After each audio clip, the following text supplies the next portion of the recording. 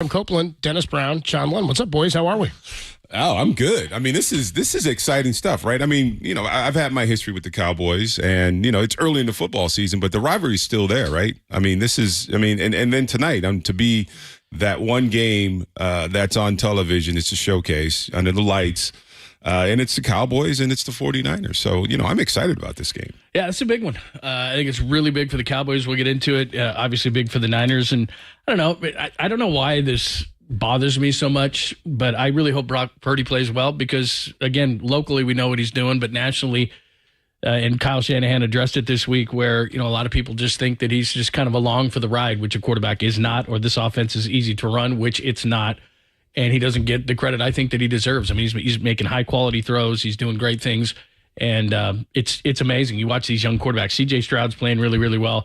Anthony Richardson has played well. Bryce Young has struggled a little bit. It's just really hard to come into the league and do the things that he's done. I was listening to a pregame show nationally coming down, and it was Mike Tannenbaum on ESPN, and he was saying, hey, when you start a young quarterback, you're just going to have to deal with the interceptions. You're going to have to deal with the turnovers. You're going to have to deal with the mistakes. Speak for yourself, Mike. Well, they really haven't had to do that with Brock Purdy, and I don't want to jinx the guy, but I think it's a big game for him on a national stage to say, look, I'm really good, and yeah, Christian McCaffrey's good, and Ayuk's good, and Debo's good, and this, that, and the other.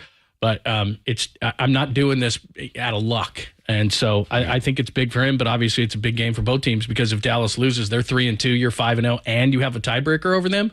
You basically have a 3-game lead on the Cowboys, so this is a massive game. I mean, Brock Purdy was fantastic last week, 20-21. We talked to Kyle Shanahan on our show, Tom and I did, about, remember after the game, he said, I didn't even know Christian McCaffrey had 4 rushing touchdowns. He said, I'm not paying attention to stats, stuff like that. I said, right, I get all that. But over the course of a game, you have an understanding of how well a guy is going because you're calling plays this way, and you have a feel for what's going on within the game. I said, at any point, did you realize Brock hadn't thrown an incomplete pass? And he said, I actually had to think about it, and I thought, well, I know he had at least one because he made a mistake, but he said, I really couldn't think of another one. That's because there wasn't another one. So even when he's making mistakes, his mistakes are not, I'll say this, it doesn't appear that he's making mistakes that are so drastic at this point. He's fumbled 4 times. He's retained 3 of them. He does have 1 turnover on the year, but no interceptions. C.J. Stroud just set a record here. As by the way, the Texans take a loss, 21-19 here. Falcons walk it off after they come back to take a lead there. Falcons walk it off with a kick. C.J. Stroud set the NFL record today for consecutive passes to start a career pass attempts without an interception. He surpassed Dak Prescott, who the Niners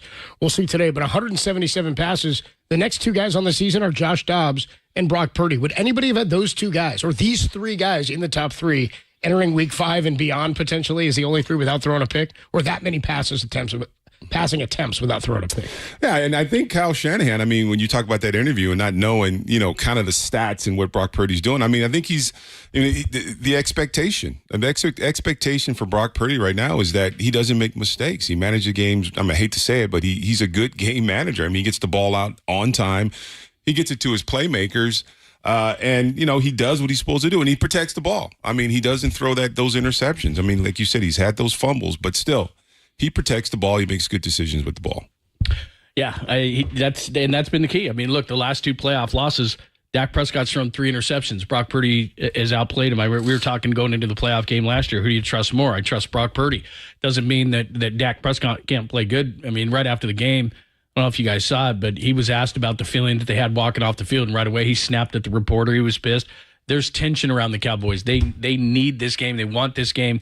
Again, if they lose, they go 3-2. And all of a sudden you're looking at teams like Philadelphia and the 49ers who don't have any losses. So you're fighting uphill the rest of the way.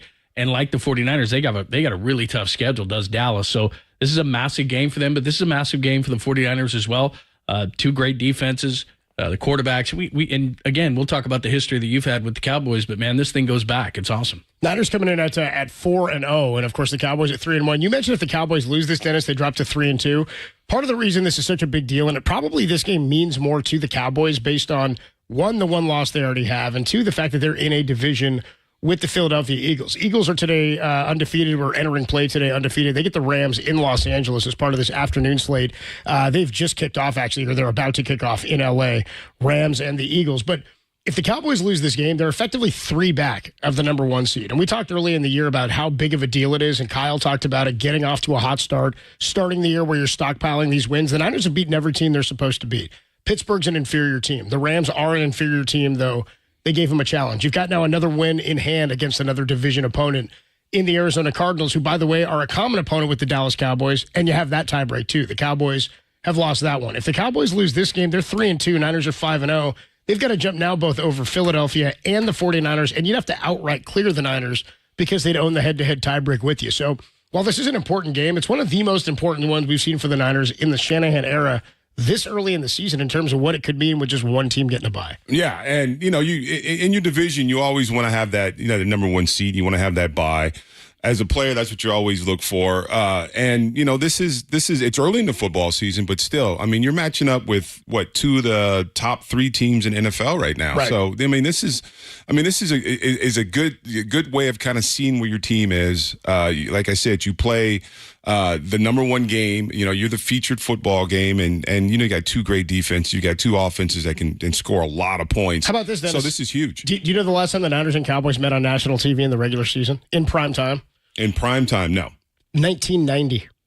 Really? That was my rookie season. Isn't that wild? Last time it happened, you were on the team. We'd have to look that up. You guys beat him. Joe Montana was a starting quarterback in that game, and you guys won it. So it didn't happen with Steve Young in the regular season, which is kind of incredible. But, of course, the NFC Championship game. Just going back real quick, Dennis, to the thought from what people were saying about Brock Purdy this week, the system quarterback, which I always laugh at. I'm like, so you're telling me that a team had to develop a system, then the coach and the GM had to identify a quarterback or a player that fit into that system, get players around him that made the system work, and now we're like dismantling the guy or taking him apart because it's working based on what they wanted to do. Like, this is what we credit teams for doing. Like, he didn't make them better. I'd say he has, because they went to a Super Bowl with Jimmy, and he wasn't passing the ball at this rate. When John said earlier, he's not just getting by. You ever play on a team with anybody who's just getting by? Do winning teams have guys who just get by? I don't know about getting by. I don't know what that means in the NFL, because you have to produce, right? And there's been a lot of quarterbacks under Kyle Shanahan, and it's the same system. You get players around them and you get a better defense. But I really do think that, Brock Purdy is a guy that, understands the game, understands the system. And, he's had that experience when he came in. And, yeah, he got put into pretty good position because he's got a lot of tools around him, and he's got a great defense. But, I think at some point we got to forget, that he was the last player picked in NFL and all that stuff, and just understand that he's a good quality quarterback in the National Football League. Plus, if anybody watches this offense, I'm not saying it's drastically different than with Jimmy Garoppolo, but the trust level that Kyle has, they do different things that they just couldn't and didn't do with Jimmy Garoppolo. And again, I don't expect the national media to know the intricacies of what's happening. Locally, we're all bought in. There's not anybody that I know that. Well, not Tom Tolbert. Tom Tolbert did say at the beginning of the year, and this but I heard become a bit. What was it, last week before? He said he's in. Well, he said he started your show. It's become a bit because he said I need 8 games this year. So after they started 4-0, he goes, well, I still need 4 games, and I go, so after the Bengals game, you'll finally buy in. Like he needs 4. He goes, it's sort of a bit now because what more do you need to see? To your point, he's done everything, but the big thing is the trust level of Kyle, and that's what is comical really about people saying that the offense is easy. First of all, Dennis knows better than anybody. There's nothing easy about any of it. There's 300-pound men trying to crush your skull, and you have seconds to put a ball intricately right to someone who, by the way, is not just running a route like, okay, you run a slant. They're reading the defense, and then you have to be on the same page with maybe 4 or 5 different receivers who say, well, if he's playing inside leverage and you've got to go outside, like all these things have to flash through his mind in a matter of milliseconds as he's trying to make a decision his men are trying to kill him. But yeah, that's really easy. It's simple. It just doesn't happen that way. Yeah, and I think the deal is that, to be honest, I think, with Brock Purdy, we didn't go through the rookie, that learning curve, right? He stepped on the field and he won football games, and it looked like he had been there for 10 years. So I think as the media, we're waiting for that game where he just has this awful game. He throws interceptions, he makes bad decisions, and it just hasn't happened yet. So as the media, we're still waiting for that to happen. And people who haven't bought in just aren't watching the football games and watching how he plays and how comfortable he is in the pocket and in this system. So, I think at this point we can stop talking about, who's the quarterback, what's the quarterback, and understand that Brock Purdy's the guy. Adam Copeland, Super Bowl champion, Dennis Brown and John Lund hanging with you. Week 5, everybody's fired up. It's a beautiful day down here in Santa Clara. They opened the gates right as we were getting in here about 12 o'clock, 12:15, and we are streaming live now, pregame and postgame for the rest of the season. Check it out at KNBR.com, the KNBR YouTube page. A lot of people already in on the conversation. Shout out to Chris. Chris says system quarterback. He wasn't even supposed to play. Not even Jimmy G was supposed to touch the field when Trey Lance was the starter. Brock has been winning since taking over. Has not lost a game in which he has started or finished in the NFL. And we got plenty more to come. Kickoff coming your way at 5:20. We've got tons to get to. By the way, Ed Werder checked in earlier this week with myself and Tom, actually on Friday afternoon. Real good conversation with Ed Werder, who's actually here at the stadium today. He's covered the Cowboys for a long time. We'll talk about the Randy Gregory signing. We'll talk, or the trade the Niners made to acquire Randy Gregory and what this matchup could look like in our Who's Hot segment. Wonder who's hot for the 49ers. The entire roster has been there, but we will get into that in just a bit. We'll hear from Ed Werder. When we come on back, though, a little whip around the NFL. Week 5 is well underway. Some wild games wrapping up in the first afternoon, or the morning slate. And we also had a London game earlier today, so we'll get to that. And the Rams and Eagles are underway from SoFi Stadium in Los Angeles. More to come here from Levi Stadium. It is game day, Week 5, Niners and the Cowboys. Adam Copeland, Dennis Brown, John Lund, only here on KNBR 104.5 and 680, the sports leader.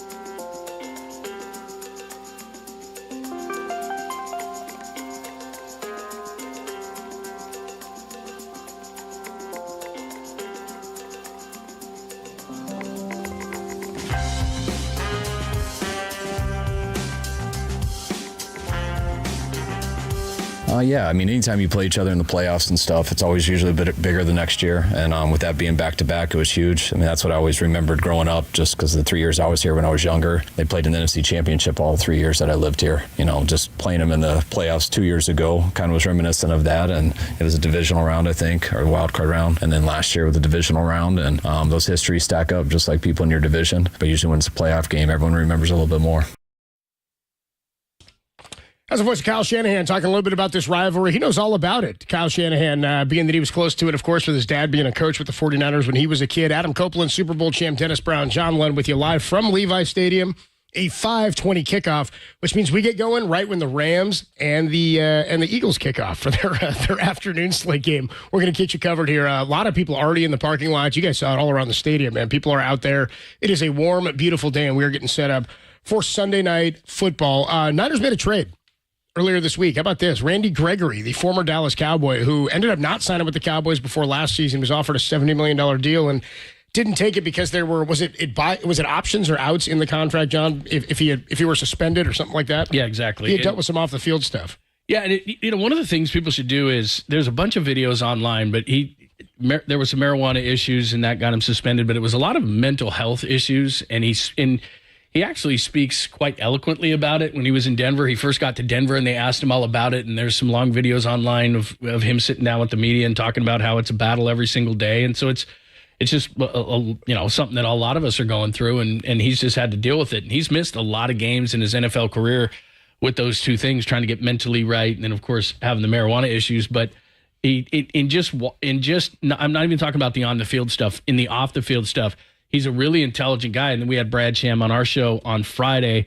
And Brad Sham, the voice of the Cowboys for 44 years, has had a lot of great things to say about Randy Gregory, a really good guy and all those kind of things. So, look, the 49ers have a really good locker room. You know this, Dennis. I think they have a lot of good leadership capabilities. And I think they can get this guy, in a really good place to where I think he can be a contributor. Now, he's not going to contribute today. He's going to come in Monday. But they had to let Kerry Hyder go, so they're going to be short one today.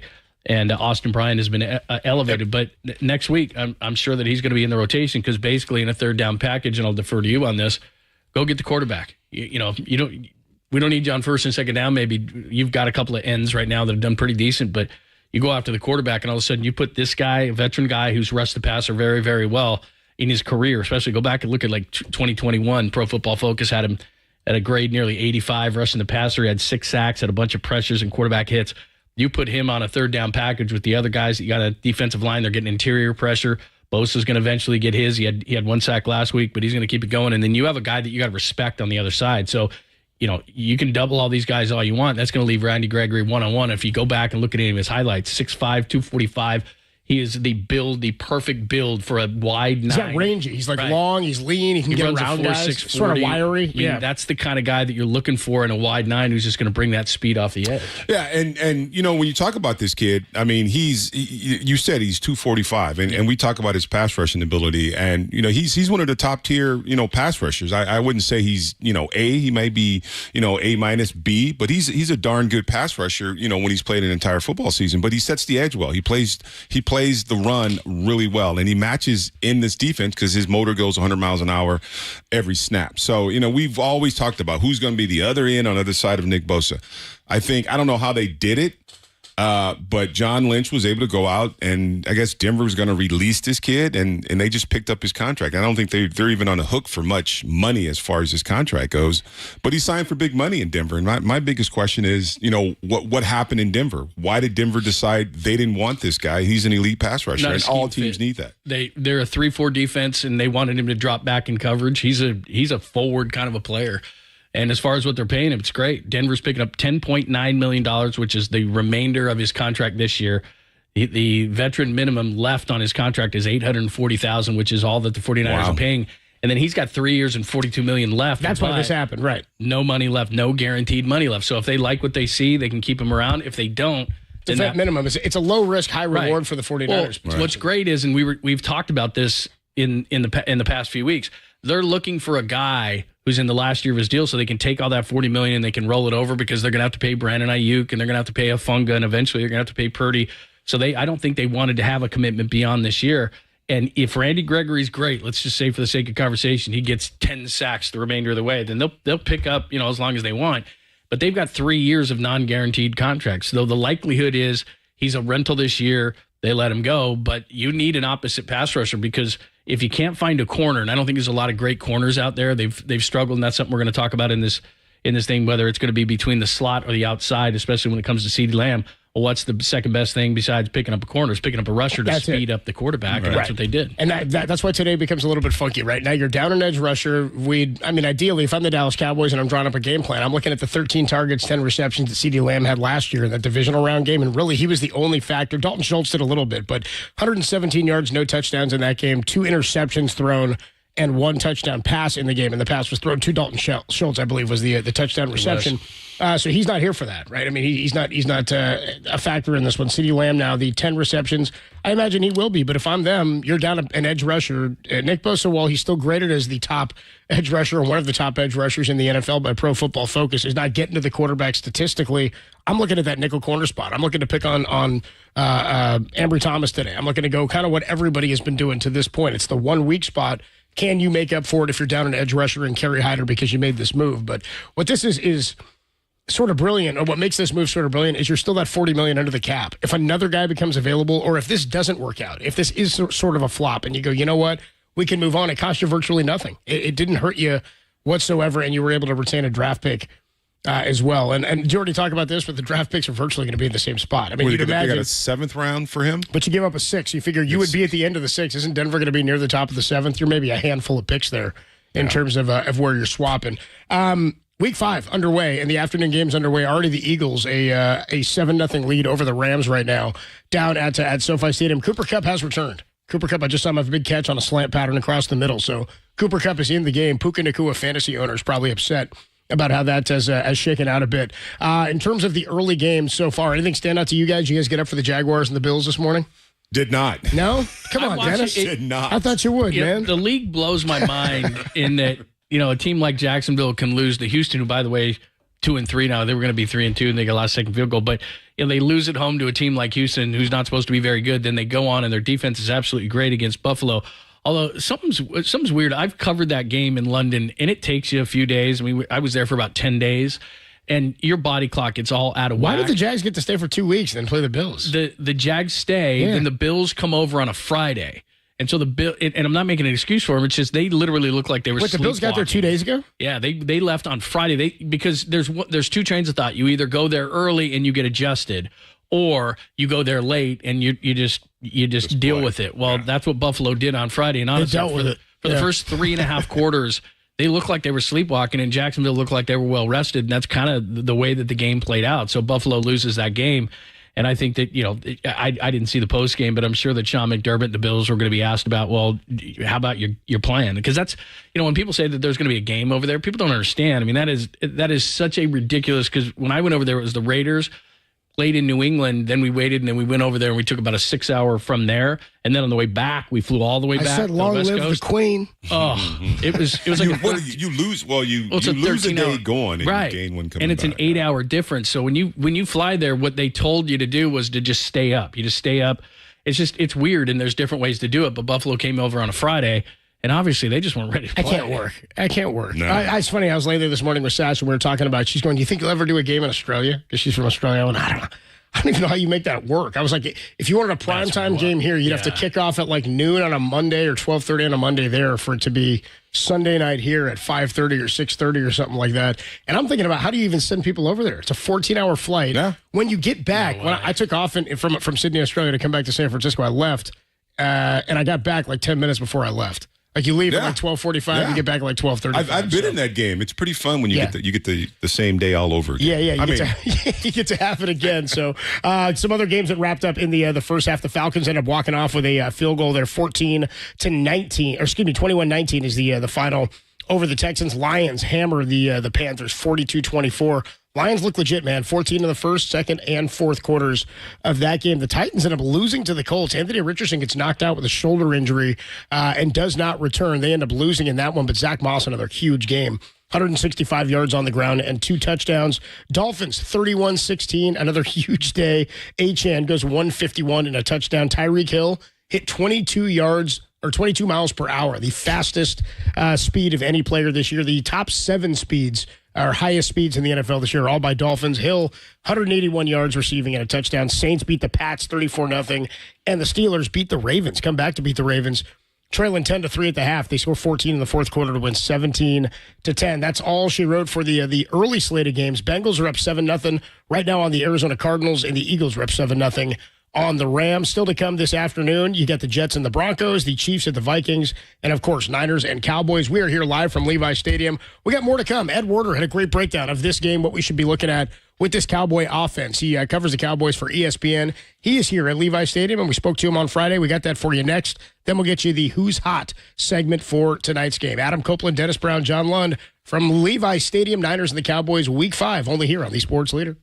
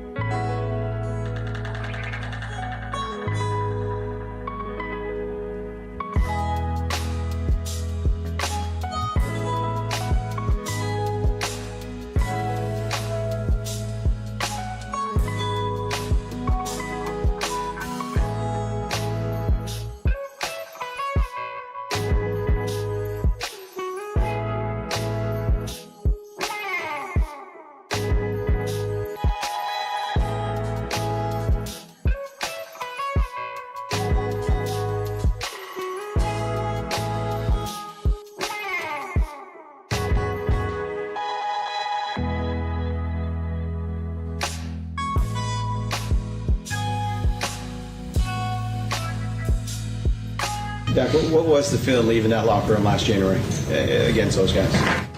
No, I mean, it's obvious. I mean, we're so far past that, to be honest with you, but that's obvious. I mean, you just want to piss me off going in this week, and I appreciate that. I do, actually. I do. Yeah, appreciate that. Appreciate that. Lost drive, you guys. I mean, every day. Every day. Every day, Ty, every day. That's Dak Prescott. Yeah, every day. That's all he thinks about every day.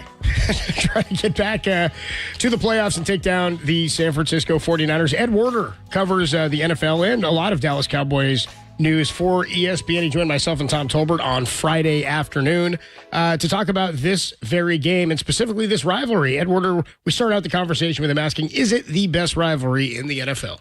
Yeah, I mean, you mentioned the Ravens and Steelers who play this week, and Mike Tomlin and John Harbaugh. I think it's the 46th time they've gone against each other. So only George Halas and Curly Lambeau have faced each other more times as coaches than the two of them. But yeah, this 49ers Cowboys rivalry obviously goes back to the Joe Montana era, the 49ers being the team of the 80s, followed by the Cowboys being the team of the 90s, the 3 consecutive championship games. Each of them producing a Super Bowl champion a few weeks after that game was played, with all the Hall of Fame, performers on each roster that have participated in this series. Just such high stakes games because, like you said, they don't play in the same division and they don't play every year. So when they do play, it does seem to be a game with a lot at stake and a game that captivates a large part of America. And back then, Ed, the thing that made it even more fun was you had guys like Dion going from the Niners to the Cowboys, Haley getting traded to the Cowboys, Ken Norton Jr. going over to the Niners. I mean, that even gave it more drama. Would you get these guys bouncing back and forth? Sure. I mean, that was right at the beginning of, free agency. Yeah. Obviously, you've heard Jerry Jones, say a lot of times the Cowboys couldn't spell Super Bowl without Charles Haley, and obviously the 49ers provided Haley for very little in return because they wanted to get rid of him. Yep. And while they recognized the Cowboys were a young, talented roster, I think they felt like Haley's personality was going to be detrimental to Dallas trying to, collect that last piece and become a Super Bowl type of team. And instead, he resolved one of their great weaknesses and provided, he was a great player on those teams that won 3 Super Bowls in 4 years. Yeah, it's funny. Steve Young says that was the biggest mistake they ever made, trading Charles Haley. Biggest mistake.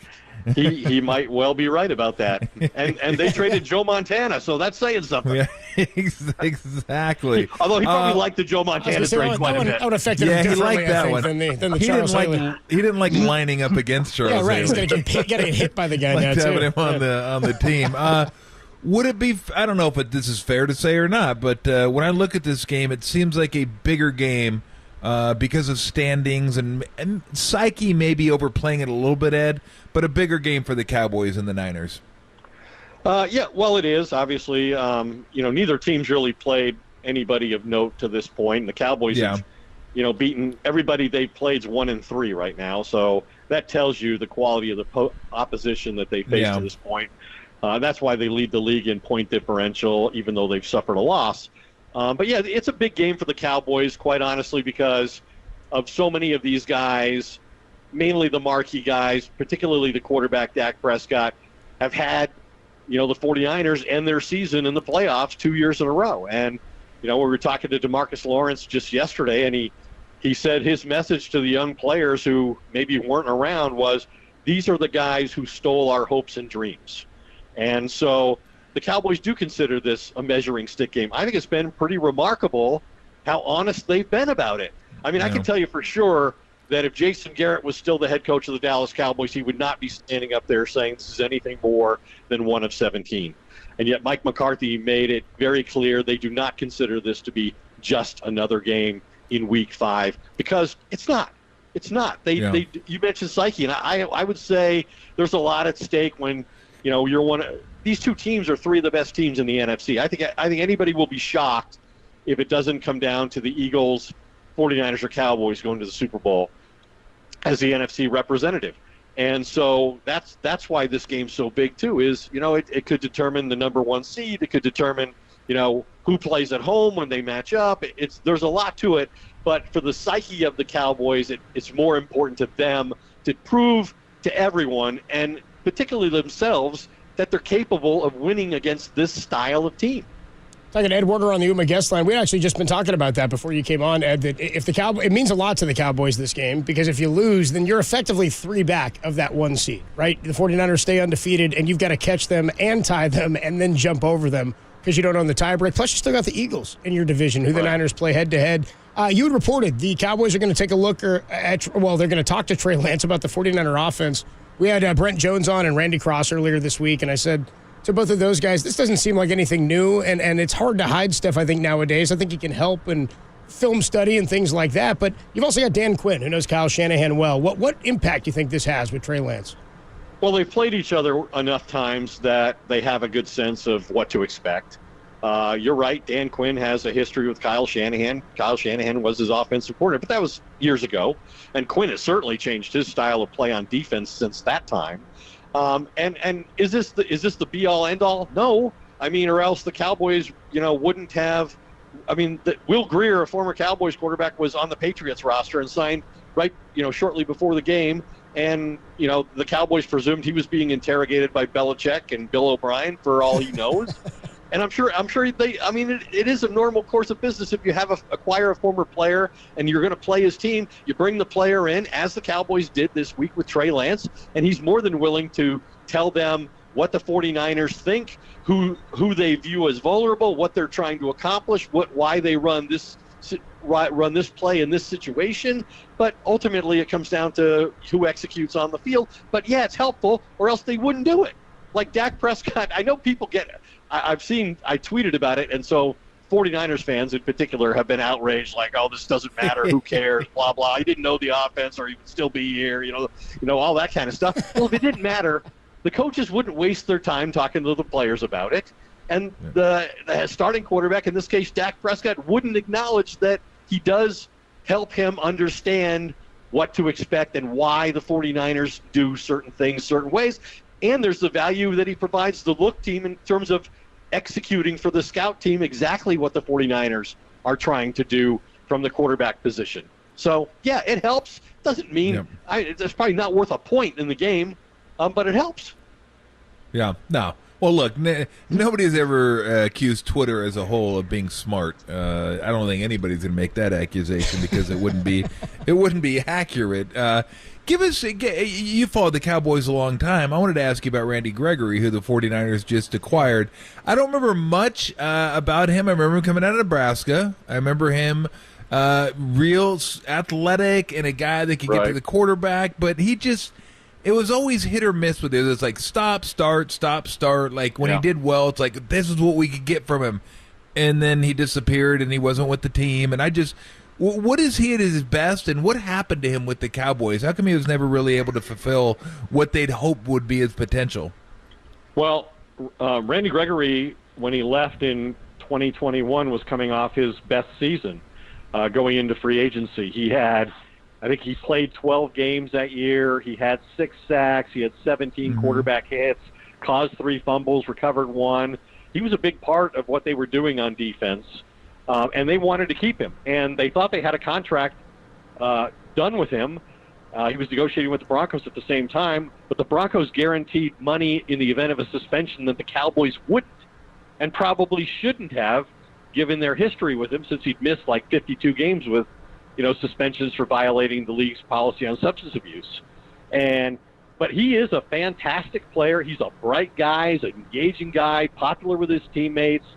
Dan Quinn not only used him as an edge rusher, but he actually created some blitzes and some stunts where Randy would go through the A gap at the quarterback and had success doing that.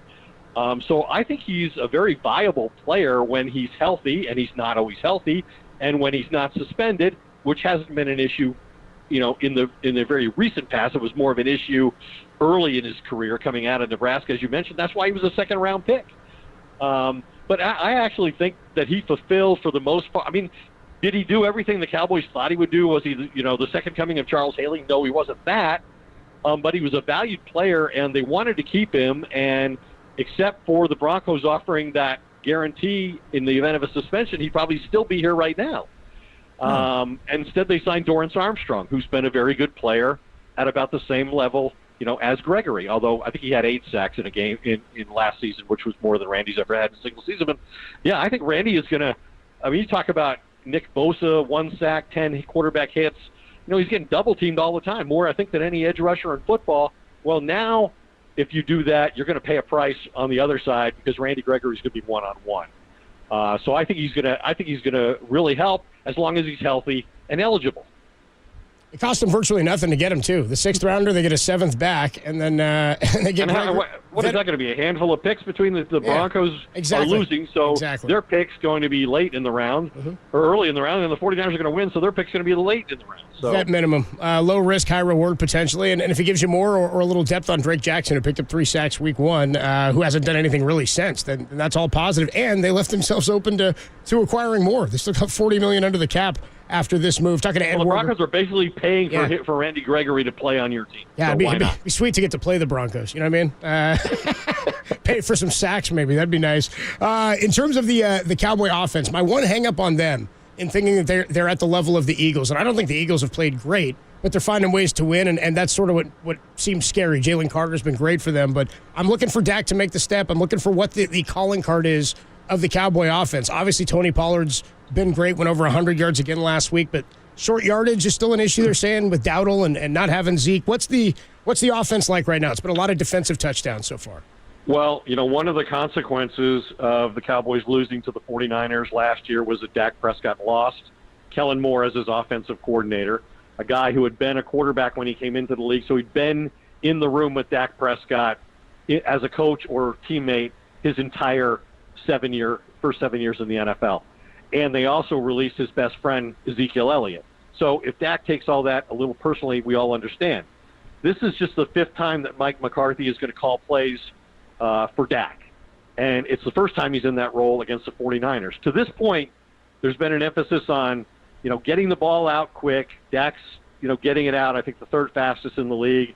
He's got the shortest average throw in the NFL right now.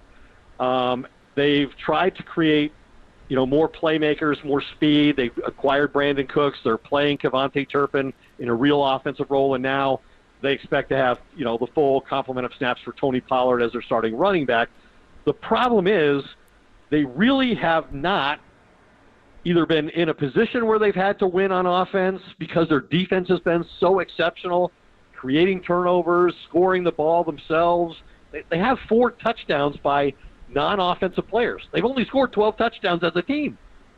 And so a league-high 30% of the Cowboys' points have been scored by defensive players or come off of turnovers. And so to me, that's been the issue for this offense. We haven't, to this point, seen a great offense yet. They've been terrible in the red zone, third worst team in the NFL in the red zone.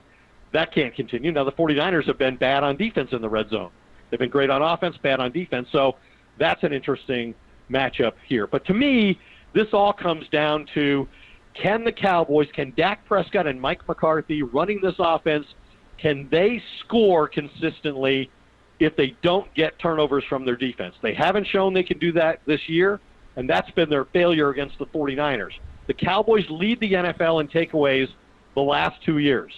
The 49ers have turned the ball over the fewest times of any team in football the last 2 years, 18 times. And so the 49ers don't beat themselves, and the Cowboys defense hasn't been able to have the kind of presence that it normally does when the Cowboys win. I wanted to ask you about the receivers opposite CeeDee Lamb, but I also want to get into the defense, and I want to ask you how much Diggs' injury affects this team, because I always looked at him as like high risk, high reward. Like He was really good when he was around the ball, but he was also a guy who would bite on certain things, and you can get big plays against him. How much will that affect them? He's a name we know because he gets all the picks, and people know guys who get picks, but I'm wondering, when you look at their defense as a whole, is that as big a deal as people think it is, or not as much, or maybe, I don't know, is it? I think it's a big deal to lose a player a defensive playmaker, a guy who ball hawks like Diggs does. He led the NFL in interceptions with 11 2 years ago. And he's a guy that can win one-on-one. And I think he had gotten better in terms of, tackling in the running game, not allowing yards after the catch. And he was a presence out there that most teams prefer to avoid. And they had complemented that by going out and getting Stephon Gilmore, who's a former, defensive player of the year with the Patriots, very solid corner in his 30s. So not the player he used to be, but very competent player to play opposite Diggs. And then they had Deron Bland, who's a fifth-round pick who led the team in interceptions as a rookie last year, play in the slot. So now Bland has to go outside, and he's replaced Diggs, and he had 2 picks last week, 1 pick six, leads the team in interceptions, has the most interceptions of any defensive player in the league since he came in last year. But he's playing outside now. He's a boundary corner instead of a slot corner. So they're probably not as good depth-wise, but they're fortunate that they had a capable player to take his place. He's not as good as Diggs. You're better with both of them, obviously. You don't pay Diggs $100 million, as the Cowboys did when they signed him in training camp, if he's just another guy. So he's an elite player. They'll miss him. And in a game like this, that could be significant. There it was, Ed Warner, our conversation with myself and Tom Tolbert on our show on KNBR 104.5 and 680 on Friday afternoon. Myself, Dennis Brown, and John Lum with you live from Levi Stadium, where the 4-0 Niners are getting ready to take on the 3-1 Dallas Cowboys. Niners a 3.5-point favorite. We got more to come from this one after the Niners had a huge Week 4 performance to move to 4-0 over the Arizona Cardinals. Christian McCaffrey, 4 rushing touchdowns, wins another Offensive Player of the Week award. Brock Purdy, 20 of 21 passing. ESPN had him as their second best chance at winning an MVP this morning. We'll talk more about this one, and we'll get you who's hot. Maybe it's one of those guys. Maybe the 49er defense has to turn it up a little bit today against the Cowboys. More to come from Levi Stadium, only here on the Sports Leader.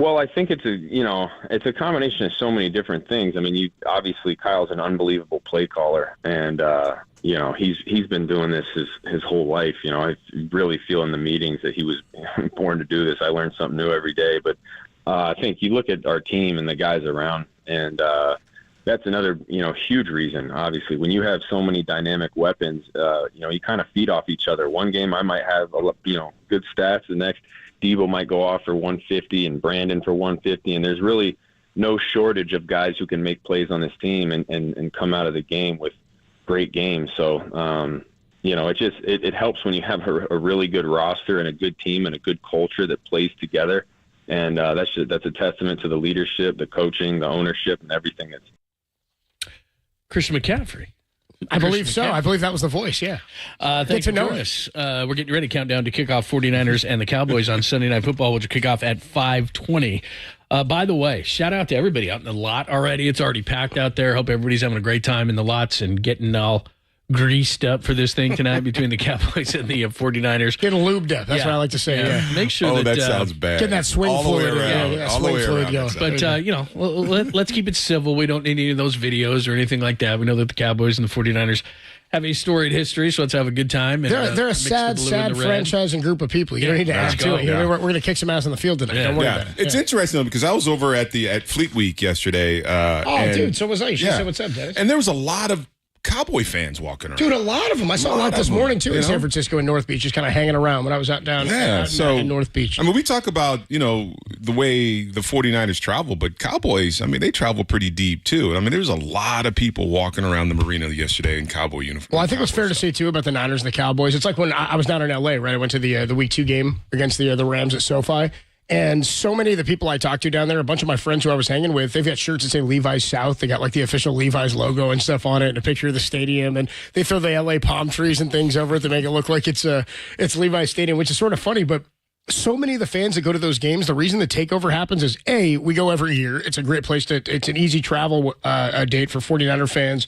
You can count on it and schedule it every year. But the other part is for so long, and so many of my friends when I was growing up, did not have a team in Los Angeles, all right? Like when I was in college, all my buddies who were from L.A., they'd grown up not Raider fans, not Rams fans. They just kind of picked teams that they latched onto or people that they were into. And a lot of people in L.A. grew up with family who were in the Bay Area, or they looked at that as the closest team. They were rooting Chargers. So the same can be said, I think, about fans from the 80s who were Cowboy fans, 80s and 90s. They didn't have to be in Dallas. That's sort of where the America's team comes from. There's a few franchises like that. Right. Cowboys, there's the Raider Nation, right? Doesn't matter what city they play in. They've got fans everywhere. So part of it is I think you just got Bay Area Cowboy fans. I think you got Cowboy fans all over the place, unfortunately. Yeah, and they do at their training camp. I don't know if they still do, if they still have it, but they have it. They do, Oxnard. In Oxnard. Mm-hmm. So a lot of folks, it's not a far trip to Oxnard to go watch training camp. So that's how they kind of, recruit new Cowboy fans. I don't know why. But here's another thing, too, and I know that people say, oh, don't do that. But I got a friend that has season tickets, and he sold his tickets to today's game to Cowboys fans,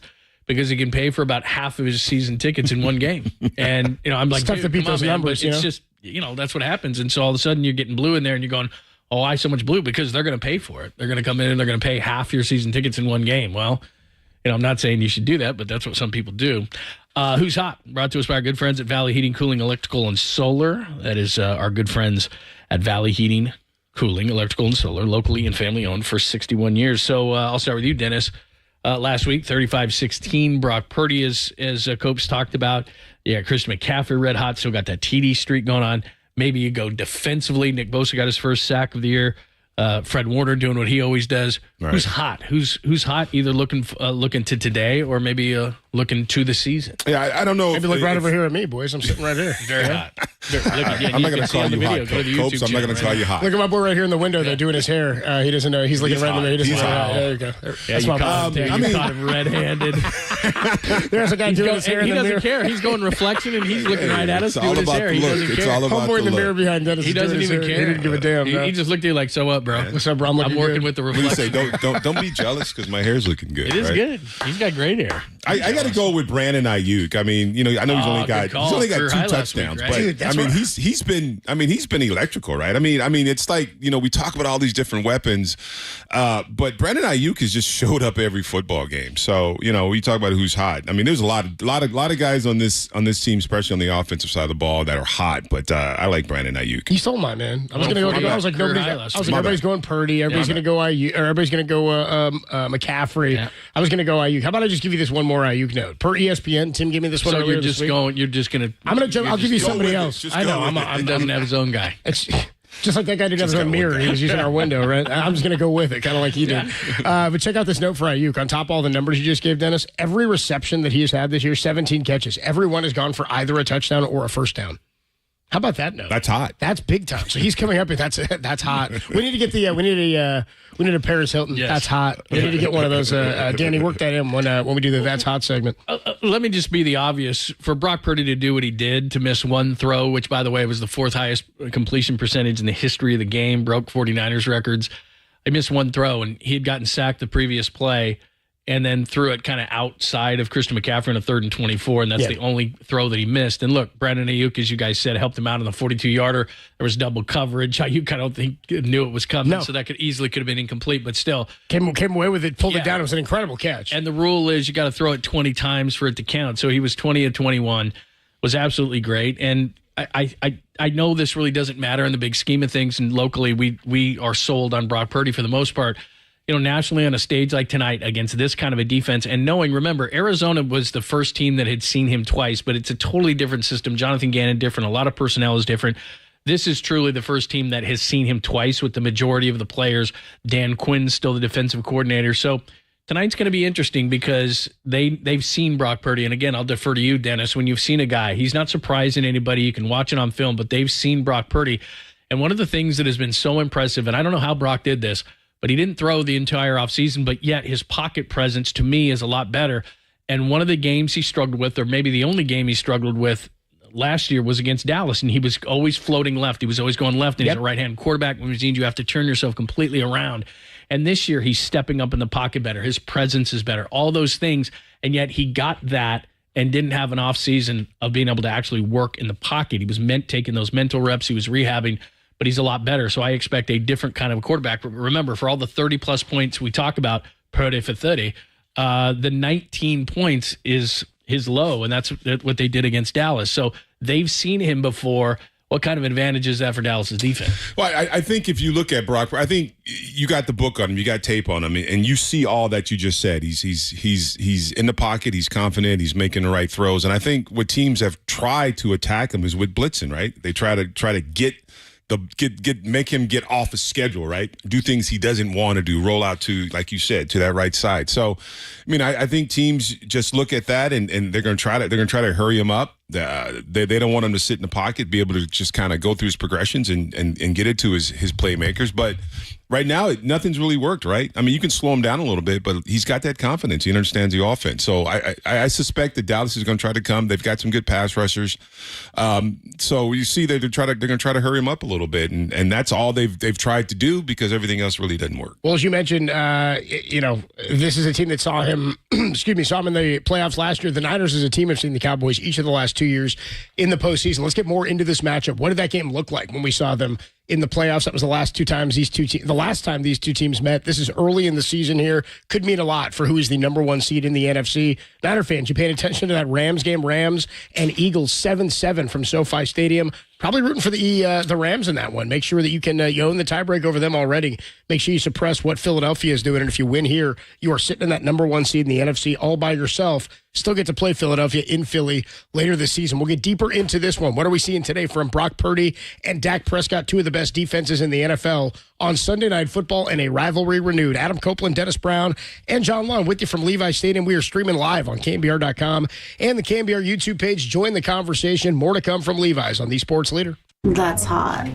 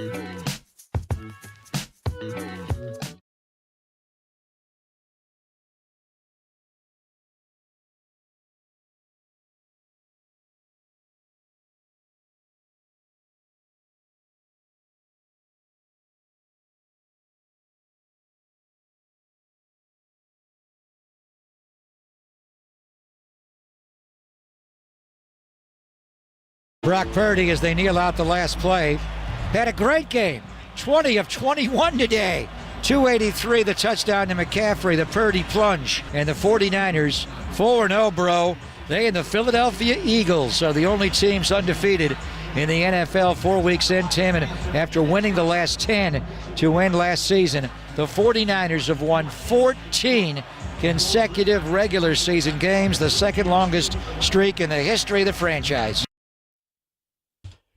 We are live from Levi Stadium. Adam Copeland, Super Bowl champion Dennis Brown, John Lund, Week 5, Niners and the Cowboys. Should be a fun one. We've had this one circled, and it looks like on paper it's going to live up to it, right? 3-1 are the Cowboys. They lost to the Arizona Cardinals at home a couple of weeks. Actually, sorry, it wasn't at home. It was at home for the Cardinals, but it was basically a slew of Cowboys fans, kind of like how we talked about the Niners take over SoFi Stadium, who, by the way, the Rams are tied 7-7 with the Eagles in the first half of their game right now. But we've got a big one on the docket tonight to wrap up the Sunday slate of games before a Monday Night Football tilt tomorrow. Let's get into some of the quarterback stuff. We talked about these two teams met in last year's divisional round game, and in that game, Dak Prescott, 27 of 37 in that game.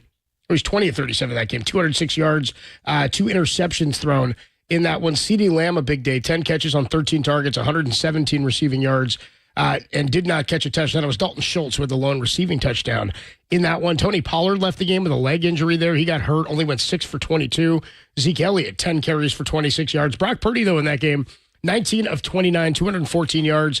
He did take 2 sacks, did not throw a touchdown, but the Niners got it done on the ground. Actually, McCaffrey was banged up in that one, too. Only 10 carries for him and a touchdown on the ground, 14 for 51 for Elijah Mitchell, who we will not see today.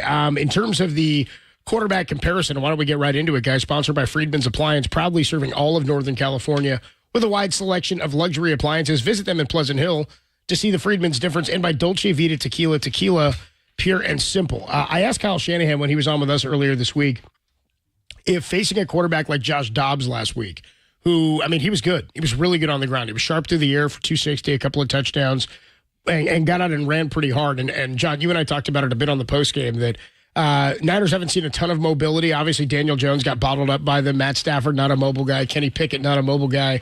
Dobbs kind of got the better of them on the ground. But Kyle had said it's not much of a comp because they were running design runs. They came out and he was decisive. Where Dak, where he could beat you is he can extend a play. He can get out and beat you after a play breaks down. Now, it's not happening a lot with this Niners secondary or with those linebackers, but what are you expecting from Dak Prescott today, who really doesn't have their offense humming at a high level?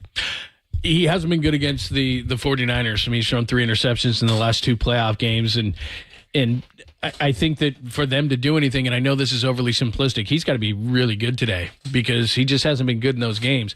Throwing interceptions, and last year is, if you look at the numbers, to be completely fair to him, he hadn't been that until what happened last year when he was throwing a lot of interceptions. And I think that today it's just a matter of, as you said, the key third downs. And Dennis, you know this, your 3rd and 3s, 3rd and 4s, those, getting him out of the pocket if he's going to scramble for those. He doesn't do it very often, but in the short situations, he'll do those kind of things. So they got to watch what he does there. And then the other thing to look at versus last year's playoff game, like you said, 13 targets to Lamb, and he caught 10 of them. But Dalton Schultz is not around anymore. He had 10 of those. 4 targets went to Ezekiel Elliott. This is a different team offensively. Nobody is on this team that scored points in that championship game or in that divisional round. Brett Maher, their kicker, is gone. Their new kicker is a really interesting story. Dalton Schultz, like you said, caught the 4-yard touchdown. He's not on this team anymore. Jake Ferguson is their tight end who got 7 passes last week. So as much as this is the same, he's got a lot of different guys. Brandon Cooks is on this team now. There's a lot of different guys that they're still incorporating. The Tony Pollard injury was nasty. The fact that he came back at the beginning of this year, he was a free agent at the end of last year. That's a whole situation. And they've struggled inside the red zone. They got to run the football. And Tony Pollard's a nice player, 20-yard line to 20-yard line. Zeke Elliott wasn't what he was, but he scored 12 touchdowns last year. He's a good runner around the goal line, and they don't have that anymore. So there's extra pressure. You don't have Dalton Schultz, who was a guy on 3rd down and in goal line situations he would look for. You don't have Zeke Elliott running short yardage and around the goal line. So a lot more goes onto the shoulders, as always, of Dak Prescott. Yeah, and I think about that interview when when reporters say, what did you feel like after, that NFC championship? He's testy, man. Yeah, I mean, because he knows it, right? And he's going to be, we talk about the pressure, of winning a football game. There's a lot of pressure on himself because he remembers that game. He remembers, not getting the ball down in time. He remembers that, the last time he was at Levi Stadium. So there's going to be a lot of pressure on himself. And he's got some good receivers and he's got a run game. I think that's what's important. He's going to have a run game, a better run game, and he's got receivers that he can get the ball to. But he's a guy you got to watch. I mean, I think if you don't spy him on some points at a third down and long, if it's man coverage, if someone's not spying him, he can extend plays with his legs. So, he's an experienced quarterback, but he's got a little bit of a chip on his shoulder playing the San Francisco 49ers because he's got a bad taste in his mouth. And it showed, when they asked him the question. I mean, the look he gave whoever that reporter was, he gave him a look like, yeah, I know this. I dream about this. I have nightmares about this. So he's going to put a lot of pressure on himself to play well. And this is a big game for him, and it's a big game for the team. What you guys make of that headline this week? It was sort of stupid. Not sort of stupid. It was very stupid. The Trey Lance headline that, and I know Ed Werder reported it. We talked about that they were going to tap into Trey Lance and see if he could tell them anything or give some insight on the 49er offense. And I would say, yeah, I think that happens in every sport when a guy has any information about any team. Is it going to be a game-changing difference? Can you get that much information out of a guy who was in the system this year? And it also sort of leads you to think, would the Niners not be aware of what Trey Lance knows and how he would be able to help that team? There's some stuff that's just on tape you won't be able to hide anyway, right? But Kyle Shanahan's one of the best innovative minds. And for my money right now, he's the best, or he's probably the leader in the clubhouse for Coach of the Year as it stands right now. They're living up to what they were expected to do, and they're doing it at a high level at sometimes it seems like record-breaking clips with what guys are doing or perform all-time performance clips. Dennis, how much can a guy with knowledge of an offense step into another locker room or another coaching setting and be like, they're doing X, Y, and Z? Don't they change stuff up? No, they change it up, but it's on film. I mean, the tendencies. Yeah. You kind of know what to expect with an offense. But I would think with a quarterback like Trey Lance, I mean, you would try to figure out, what he knows about the defense. I mean, what are the different things in defenses that, maybe Dak would see? I mean, there's not much you're going to learn. I mean, you still got to go out and play the football game. There may be some things, but I guarantee you, the Dallas coaching staff, they've asked a few questions. They'd be dumb not to, on certain downs or certain situations. What can we expect here? Especially on the defense. What are the giveaways? Because you got to get an advantage because this is a talented football team, 49. So you got to try to get some advantage. But I don't know how much information you're really going to get that's going to change a football game.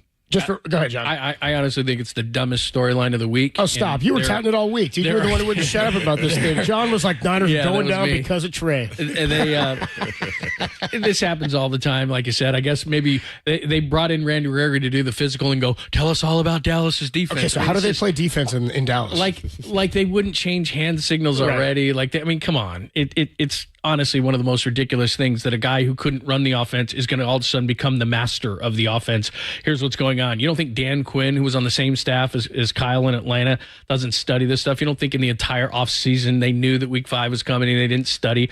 Who's this Christian McCaffrey? Tell us about him, Trey. Who's this Brandon Ayuk, Trey? Never heard of him. Oh, he was the guy that double moved Diggs and crushed you guys 2 years. I mean, come on. Dan Quinn knows all these guys. He knows Kyle's tendencies. They've studied these guys. They live at the facility and study this all the time. You're telling me that Trey is going to give them some kind of insight? Hey, 71 is really good on the left side. Thanks, Trey. Yeah, he's Hall of Famer. Yeah, thanks.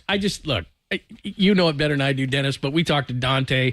Nick Bosa laughed at it when he was asked about it. John Lynch downplayed it on the morning show. Kyle downplayed it with you. I mean, John Lynch had a great story in which he thought that the word apple meant it was a run, and he was playing safety for the Broncos, and he runs all the way up on the apple move. Meanwhile, Peyton Manning threw it over his head, and if it wouldn't have been over the receiver's head a little bit, it would have been a touchdown. I mean, if Trey thinks he knows something, great. Kyle is one of the smartest guys in this league. I'm more into Dan Quinn than I am. Come on. It's tough because Dan Quinn knows him really well. It's like when you play in the division. The Seahawks see you twice. So do the Rams. So do the Cardinals. You don't think that they know all your I mean, that's why division games are so tough, because they know and they play you all the time and they study you all the time. The 49ers know. Just like you just played the Cowboys in the playoffs. You've played them the last 2 years. It's kind of like a division game.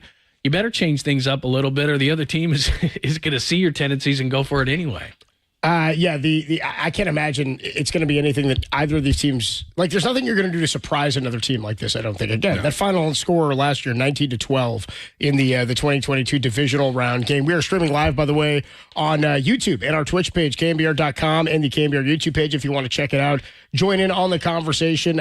You can do that. We'll be back with you there on postgame as well. We'll catch up at 2:30 from the broadcast booth with Matt Mayoko, our 49ers insider from NBC Sports Bay Area. Get some final thoughts on the roster. Juwan Jennings banged up with the shin earlier this week. Elijah Mitchell did not practice for most of this week either with the injury he's dealing with. So the Niners may be short in the backfield yet again. In a game like this, and we'll get into this with the big question, Dennis, is it more about offense, more about defense? Two of the best defenses in football. We'll talk about that next. Adam Copeland, Dennis Brown, John Lund from Levi Stadium, only here on the Sports Leader.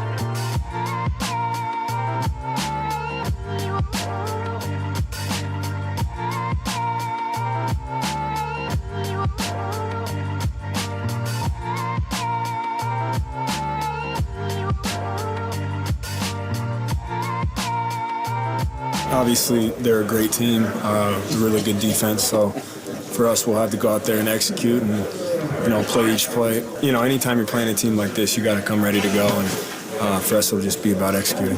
What made them such a challenge, or makes them such a challenge, I should say? They got a great pass rush. They tackle well. They're great at forcing turnovers. So that's really all you can want in defense. So they play really well. They play hard. So, 'So, once again, for us, it's just going to be about executing the play call. All right, there you go. Dennis Brown, John Lund from Levi Stadium. Only here on the Sports Leader. All right, thanks. That's Christian McCaffrey leading us back. He is going to be a big part of this thing. Dallas knows all about it, even without the tremendous insight that Trey Lance no doubt will provide as we're live at Levi's Stadium. Thank you for joining us. Adam Copeland is here. Super Bowl champion Dennis Brown is back. John Lund. And it is great to be back on the leader. We are here all through the season. The Giants season is over. We're also on YouTube and Twitch, so make sure you check it out and you can start the conversation. Shout out to everybody down here at Levi's Stadium, starting out early and having a good time. Let's quickly, before we get into everything else, your health report sponsored by Danville Neuropathy Center, bringing your nerve pain to an end. We'll start on the Dallas side because Copes, you guys had on Ed Werder. We had a couple of beat writers on from Dallas, and the big things from Dallas' standpoint is this is going to be the first time in forever that they have their actual offensive line healthy, from left to right, and so what kind of a factor that plays, who knows? But Dallas has their offensive line, which is completely intact as far as the 49ers are concerned. Again, it takes a little bit of luck, and the injuries have the gods of football have shined well on the 49ers to this point. No major injuries.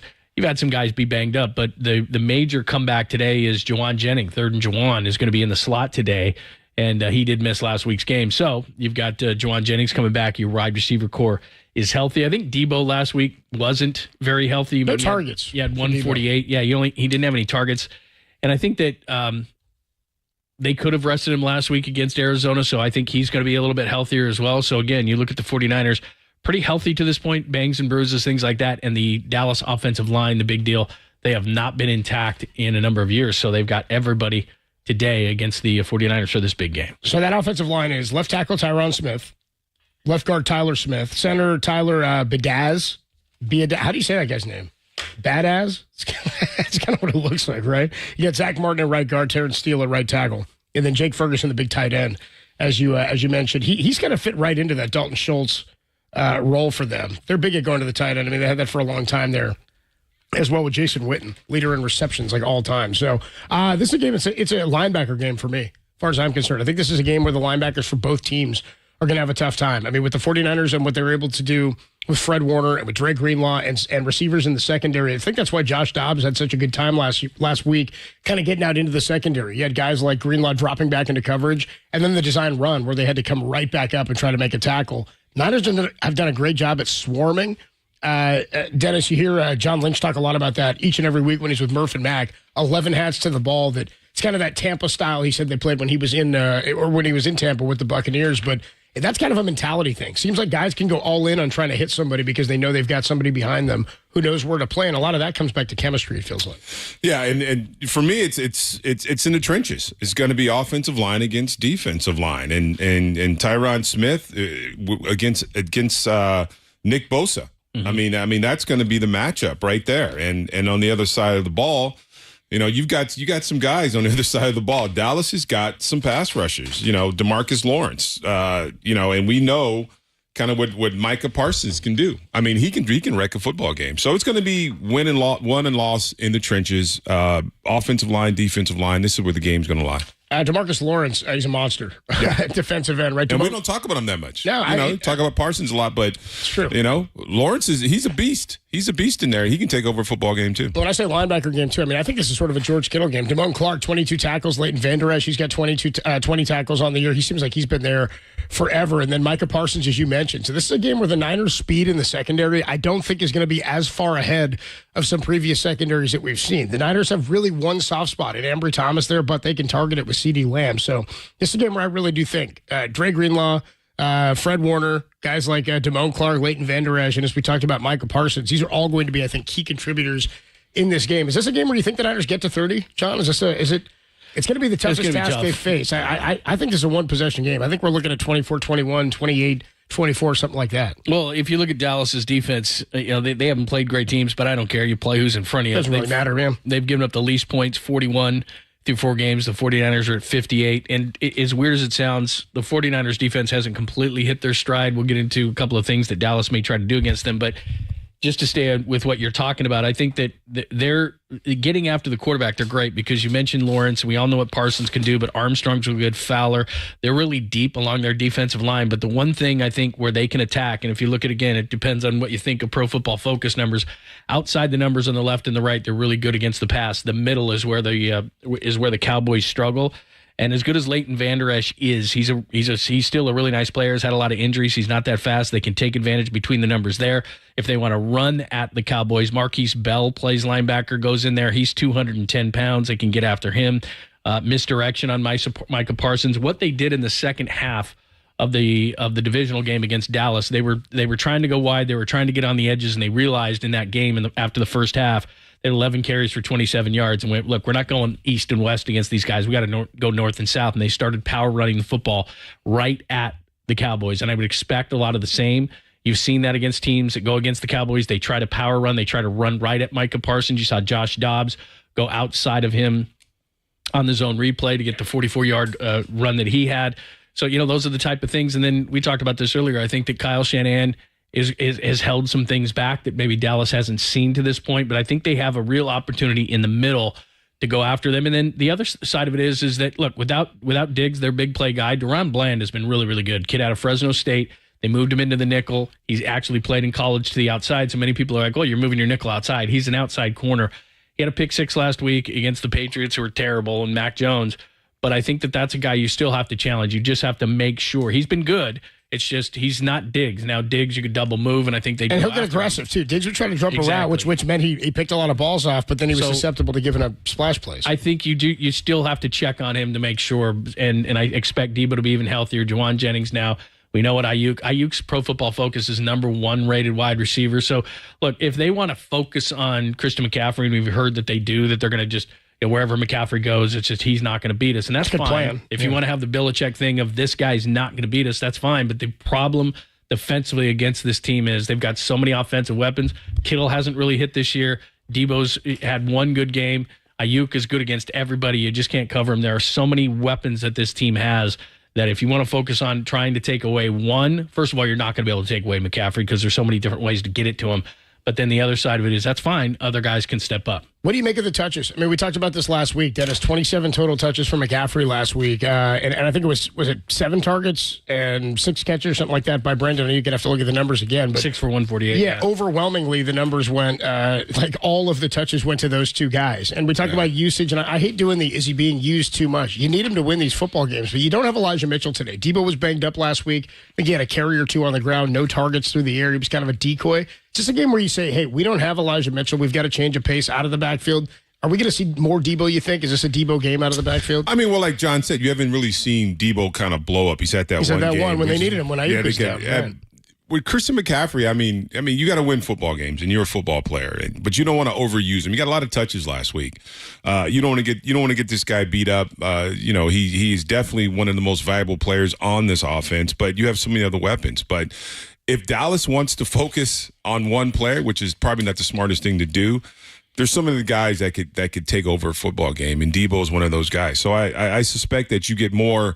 It feels like the only these little quick slant routes or the bubble screens. It looks like teams have kind of figured that out with Debo. So you got to figure out a different way to get the ball to Debo so he can get those yak yards. But Christian McCaffrey is the fuel that drives this offense. So he's got to get the ball a certain number of times, but you just don't want to wear him out. But you have so many other weapons that you just got to figure out a different way to get Debo the ball. Because, like I said, I think teams have kind of figured him out a little bit, and they've kind of game planned it. Yeah. I think they're going to go north-south a lot, too. Christian McCaffrey, people forget. I mean, he can power run it, and somebody's got to step up. Jordan Mason, somebody like that. They're going to need some other guys because this just in. Elijah Mitchell gets hurt. And one of the reasons they went out and got Christian McCaffrey, and nobody's questioning what they gave up now, is that they just couldn't rely on him. He wasn't healthy enough. So other guys are going to have to step up. And if they're going to use Debo in the running game, remember a couple of years ago with the Debo dash after the K'Wan Williams interception in that playoff game in 21, he went north and south and got the game-clinching touchdown. I don't know if they're going to try to go east and west, but it didn't work in last year's playoff game. I would imagine that what they did in the second half is what they're going to do today, which is we're going to go north and south and we're just going to maul you because they have shown this is a really good defense Dallas has, but if they've shown some susceptibility it's some misdirection things and so forth. And you don't have to go wide to do those things. You can do those things between the tackles as well. So I would expect that Kyle Shanahan probably has a couple of things in his bag of tricks, some of them being misdirection to allow the aggressiveness of the Dallas defense to work against itself. Adam Copeland, Dennis Brown, and John Lund live from Levi Stadium. Here we got a 5:20 kickoff and plenty more to come. We'll hear from Kyle Shanahan. What did he have to say on KNBR earlier this week? And we will go up to the broadcast booth to hang out with our buddy Matt Mayoko, our 49ers insider from NBC Sports Bay Area. We'll get a little bit of a health report from him. What was Elijah Mitchell looking like? Sounds like he's not going to go today. Juwan Jennings, as you mentioned, out with the shin last week. What does his health look like? We will get all of that from our good friend Matt Mayoko, live from Levi Stadium. Thanks for everybody checking in here on the YouTube page. We're streaming on Twitch. And again, you can hear us on KNBR.com and the KNBR app. Adam Copeland, Dennis Brown, John Lund from Levi Stadium. Matt Mayoko next, only here on the Sports Leader.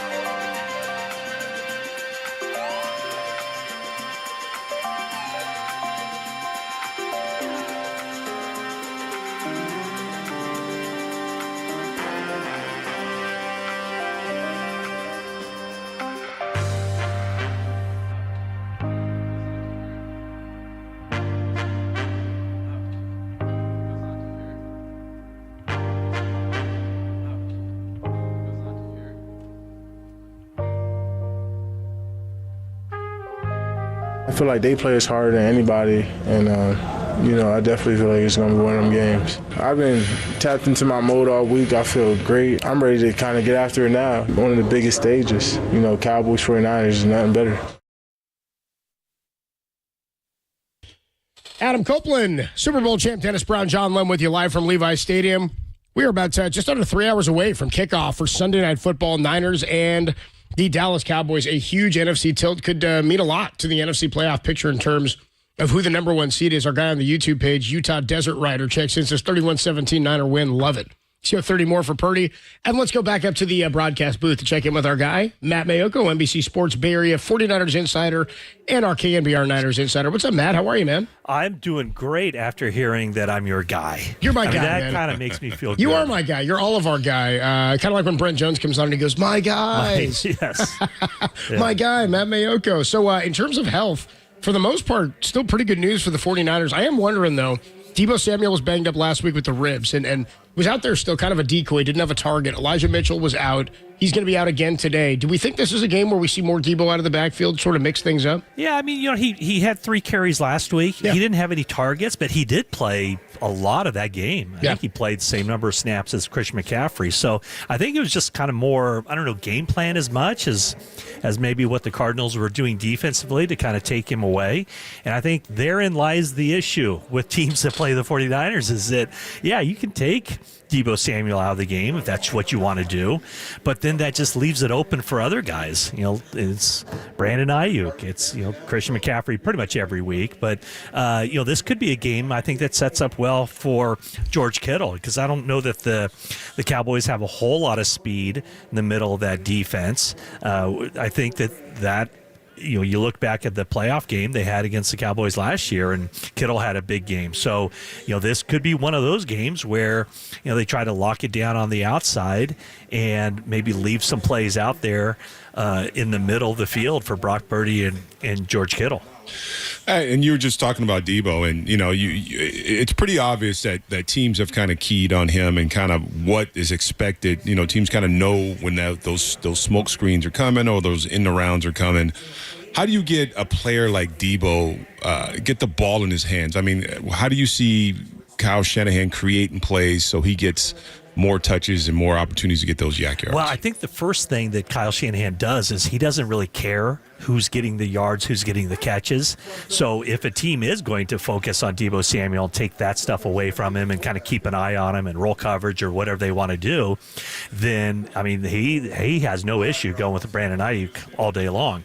But I do think that it's easier to get the ball into Deebo Samuel's hands, even if it's not in the passing game, because of the stuff they do with the jet sweeps and the bubble screens and stuff like that. So, I mean, there will be, it doesn't necessarily have to be a pass play. It wasn't one last week, but they will definitely try to soften up the defense by getting the ball in his hands any which way they can. So, will he line up in the backfield today? Probably. Will he get a handoff from the backfield? Probably. Will he run a jet sweep? That could happen too. Will he catch a bubble screen?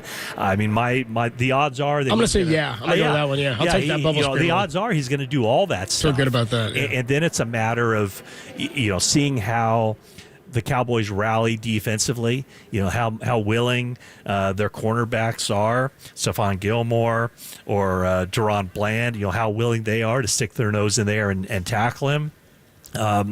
So, yeah, I mean, they just go into this game with so many options, and it's a lot of it, I think, is going to be the quick game. Try to get the ball out before Micah Parsons can arrive, and, it's definitely get to the line of scrimmage and see where number 11 is, and either, have the tight end on that side or, short passes to the other side or running the ball right at him. Yeah, I think that probably the least effective way to run the ball against the Cowboys is to run away from Micah Parsons, because all that does is kind of amplify his speed, his quickness, and his pursuit ability. They can do some misdirection stuff to try to get him running one way and burn him back the other way. So I think we're all probably interested and curious to see what the 49ers have cooked up for this game. Matt Mayoko joining us from the booth. We're down in the studios. Dennis Brown is here, Super Bowl champion, and of course Adam Copeland, John Lunders will get you ready for Sunday Night Football between the Cowboys and the 49ers. The biggest thing to me offensively for the Cowboys, they targeted CeeDee Lamb in that playoff game 13 times. He caught 10. I remember being up in the booth going, they're going to throw it to CeeDee Lamb, or Dalton Schultz, who was gone. He had 10 targets. But last week we saw against Arizona, Marquise Brown was too fast for Isaiah Oliver in the slot. They moved out. They moved Lenore in. They moved Ambry out. And then right away, Michael Wilson, they target him right away. So I would imagine that if it's Isaiah Oliver inside, maybe it's going to be CeeDee Lamb in there, or they might pop him outside if it's Ambry Thomas. How do you think the 49ers handle CeeDee Lamb, knowing that they move him all over the place and the Cowboys are just going to be looking for the matchup advantage there. Well, first off, it's kind of funny that play that you happened to mention, the Ambry Thomas getting beat by Michael Wilson. The very play before that, he ran stride for stride down the field with Marquise Hollywood Brown, and it was an incomplete pass. And I had my laptop out, and I was like, really great coverage by Ambry Thomas, against a speed guy who ran stride for stride with him. And I'm about ready to hit send, and then he falls for the double move and gets burnt. And I'm like, let's delete that. Exactly. Quickly. But I don't think they're going to do anything different. I think they're I think they're still in the process of trying to figure out what they have. I don't think they're going to shadow CeeDee Lamb with Charvarius Ward. I don't think they're going to do anything gimmicky.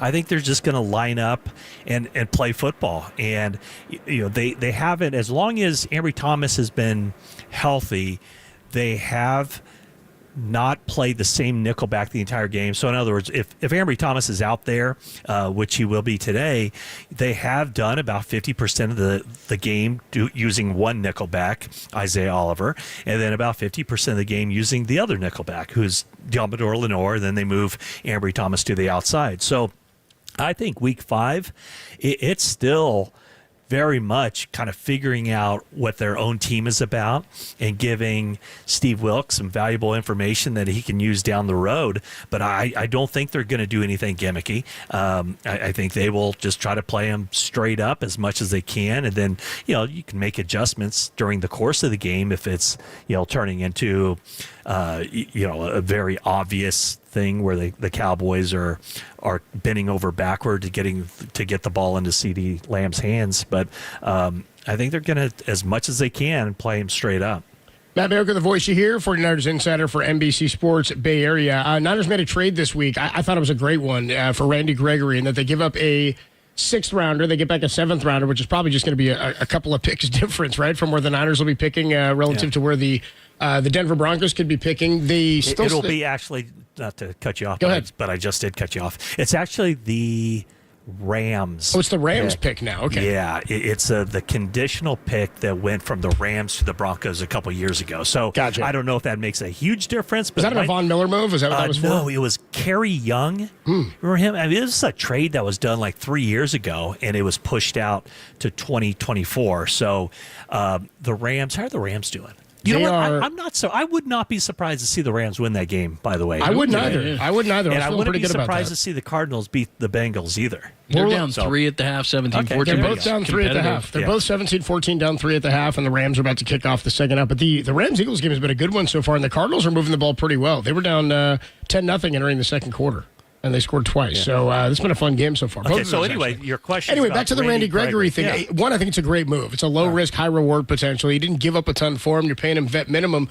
Leaves you open to making another move later, but we're not going to see him today. How big of a help is this, you think? How big of a change at D-end is this for the Niners? Well, frankly, I'm not real impressed by the edge rushers that they've been putting out there opposite of Bosa. So I think if you have an opportunity to get a guy who, let's face it, a lot of his, the talk of Randy Gregory is about what he's capable of and not necessarily what he's done in his career. But I think why the 49ers have a chance with this is because he's not coming in with the hopes of the franchise on his shoulders. I can't believe the Broncos paid him $16 million a year, to play for them. And Sean Payton just got there and said, nope, let's move on. I think if the 49ers play a style of defense which basically unclutters the mind of the defensive lineman. You've seen them practice, right? You've seen them on the bags with Chris Kocurek, getting down in their face and spittle's flying and he's yelling, and as soon as the ball is snapped, it's a get off. It's all about the get off. It's about get off. It's get up the field.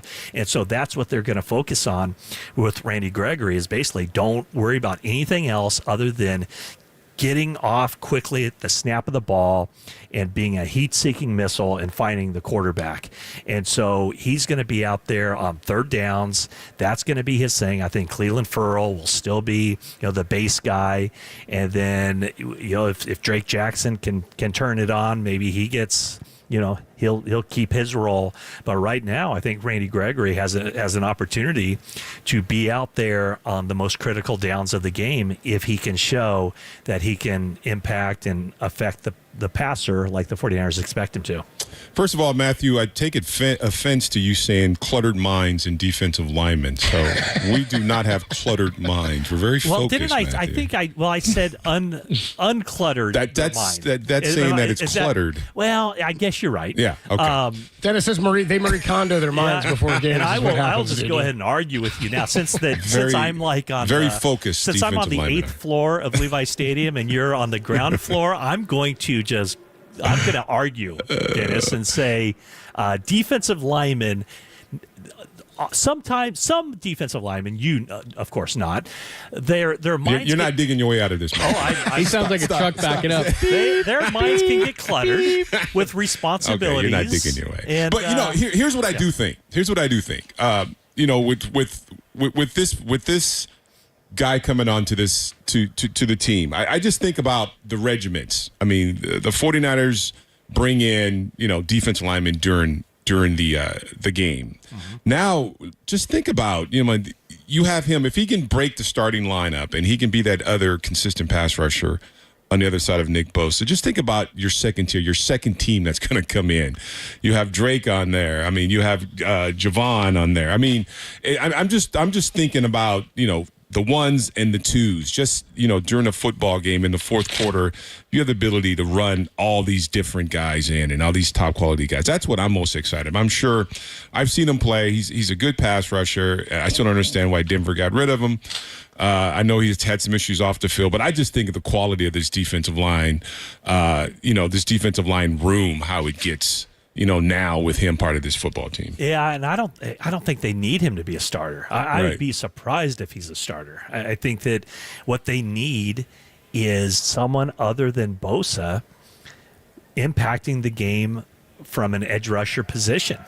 I don't think they need him to step in and be a world beater. They need him to be a really good player playing 15 to 25 snaps a game and getting after the quarterback and causing some kind of commotion back there, whether Nick Bosa is lining up on the other side or not. I mean, Nick Bosa does not play every snap of the game. He plays a lot. He and Armstead and Hargrave play a lot. I mean, they play upwards of 80%. But those other 20%, or if it's not Drake Jackson, maybe it's Randy Gregory. So they just need him to kind of keep the ball moving, or just kind of keep that defense rolling, and not. Here's an issue, I think, is when the opposing quarterback or the opposing offensive coordinator, gets the information in his headset that 97 isn't on the field. Take a deep shot. I think every offensive coordinator that plays the 49ers is going to be like, okay, let's throw the ball underneath. Let's get it out quickly, like the Rams did, like the Giants did. And then as soon as Bosa leaves the field, and especially if Hargrave is not on the field either, then that's when you do your 5 and 7 step drops and deliver the ball down the field. So there should be opportunities for those guys to get to the quarterback when Bosa isn't out there, because I think offenses are going to be more aggressive. Well, now it's incumbent upon Randy Gregory and those other guys to step it up and get some hits on the quarterback and make them pay anytime a team thinks that they're getting kind of a break by not having to block Bosa. Matt Mayoko is joining us at Mayoko NBCS, and of course the 49ers Talk podcast, our 49ers Insiders, who gets ready for the Cowboys and the 49ers here at Levi Stadium.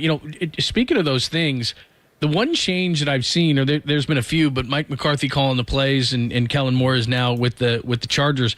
They are getting rid of the ball quickly. In watching these guys, they look like the Rams in week 2 against the 49ers. They're throwing it at the 4th fastest clip as far as Dak Prescott getting rid of the football. Like you said, it's hard to get to the quarterback when in 1.92 seconds they're throwing the ball. So they've had more of a quick game. They're not going as much deep stuff. But like you said, I think they will take shots and get deeper plays down the field when Nick leaves. But it's tough because that's what they've been doing. They've been getting rid of the ball quickly, Dallas. Yeah, and it's worked for them because what's the one area of the Cowboys defense that in the past everybody talked about. It was the turnovers. Right. And, Dak Prescott's interception rate has fallen by nearly 25%. Last year was basically one interception a game. This year it's one interception in 4 games. And, even going back to that playoff game against the 49ers, 2 interceptions, and both of those interceptions led to points for the 49ers. So it has a lot of impact, a positive impact for the Cowboys of, maybe they don't have the big play capability that we've seen in the past, but it's more of a methodical and don't beat yourself kind of approach, which it works. It works. I mean, Brock Purdy hasn't thrown an interception since week 17 last year against Las Vegas. And that includes the playoffs. And it works. You don't turn the ball over. You keep yourself in the game. And like last week, the 49ers they should have blown the Cardinals out. And I guess they ultimately did, but that game was close for a long, long time. 21-16, right? Yeah. It was like they pulled in. And why was it close? Is because the 49ers defense couldn't generate any turnovers / Arizona didn't make any mistakes. So you just keep yourself in a game and enable yourself to have an opportunity to win if you don't turn the ball over. And that's what the Cowboys have done. And then defensively, they generate a lot of takeaways, 10 so far this season. And so that's going to be a huge key. If Brock Purdy can keep up his turnoverless streak and the 49ers can hold on to the ball, they should come out of week 5 here with a victory. Matt, thanks so much for the time, man. It's tough to predict what kind of game this is going to be. 2 great defenses, as you said, not a lot of turnovers between the 2 teams. Brock coming off a huge one, McCaffrey off a huge one, a good, healthy offensive line for the Cowboys. This should be a fun one for Sunday Night Football. Always appreciate the time, Matt. We'll see you upstairs. Sounds great. Thanks, guys. Catch you later, man. Let's get you a couple of updates around the league. We got a game plan to build for you as far as the 49ers go, but Travis Kelce just left the game in Minnesota. I saw it. Walking off. He didn't gimp off the field or limp off the field. And it looked like he was walking a little gingerly. It was a turf monster, and these scare you because, and again, Dennis, you can chime in here. It was a non-contact injury. He caught a little short pass, and he kind of went down. He turned around like he does. They showed it on the replay, turned his foot, and he kind of limped off the field a little bit. And those are the ones that scare you a little bit because nobody hit him. Did he feel a pop? Was there anything there? But Kelce, I don't know, but he turned his foot, and it got stuck in the turf. So it could be one of those things. Hopefully it's nothing big because then the whole Taylor Swift thing. That's yeah, up the door. And that's what's important. Well, that money train's over for the NFL. Well, dude, and more importantly, they're just showing it. More importantly, my fantasy season will be in shambles. He got his left foot stuck in the turf. There was no one near him on the play, and he doesn't look. I mean, again, look, I'm not going to speculate anything, but they're showing him on the sidelines. He's walking on his own power and everything. Like, but you can tell he's not in. He's in pain. He's uncomfortable. Mm-hmm. Not good. Not good for the Kansas City Chiefs. So, by the way, Minnesota's up 13-10. Are trailing in that game by 3. I forgot I had a line on that, too. Not good for me. We'll get into more with the game plan for the 49ers. How about this? We were just talking about how much blitzing Brock Purdy has seen, how much they've thrown at him. The New York Giants and the Cardinals went exact opposite ends of the spectrum. Cardinals blitz 17% of the time. Giants went 85% of the time. This is just a product of teams trying to figure out how to stop Brock Purdy. So far, none of it has worked.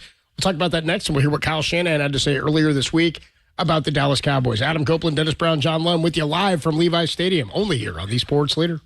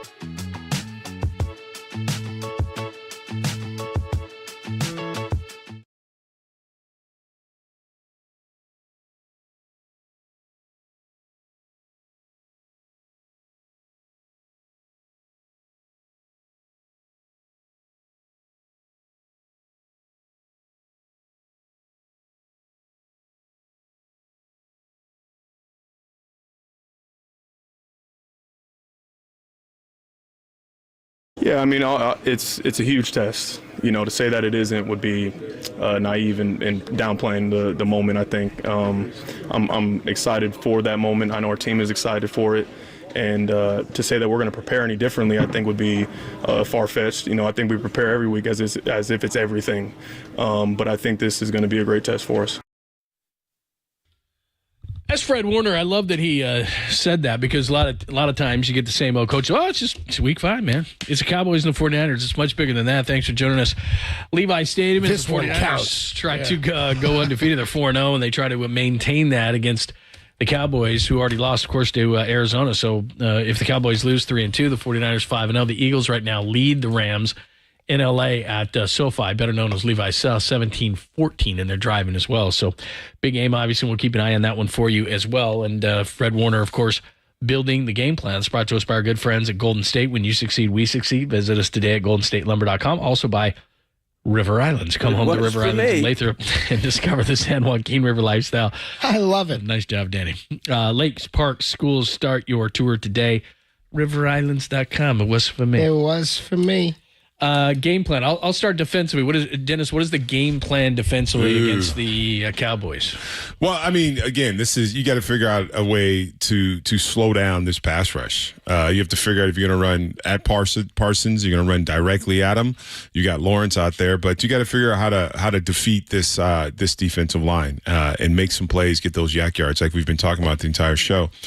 But a good game plan. I mean, you got weapons. You established a run game. Then you got to keep this defense on its heels, and you got to take some shots down the field. And on defense, you got to get after Dak. I mean, we know if you get after Dak, he'll make some mistakes and he'll throw you some balls. So you got to be aggressive. I think it's a game plan you've had the entire football season. You play that way. You play aggressive. You play downhill. You protect the ball. You don't make mistakes. You win the football game. And if you can put up 30 points, you might win a football game. I think you put up 30, you're going to win. Yeah. This is a team that I think I don't know what the Cowboys, and I'm not sold on them offensively. It's what I've been saying all week long. I think that's a weak spot of their team. Tony Pollard averages 93 a game from scrimmage through the first 4 games of the season. Niners gave up over 100 on the ground last week. They got torched on the ground, right? First time in a while that they've broken that 100 yards or fewer on the ground streak. They're going to try to run the ball, and then they're going to try to pass it, probably in the short pass game. I think they're going to feed CeeDee Lamb heavy, Jake Ferguson, the tight end. Probably going to see a lot today, so it's going to be big on the linebackers, what I mean on both sides of the ball.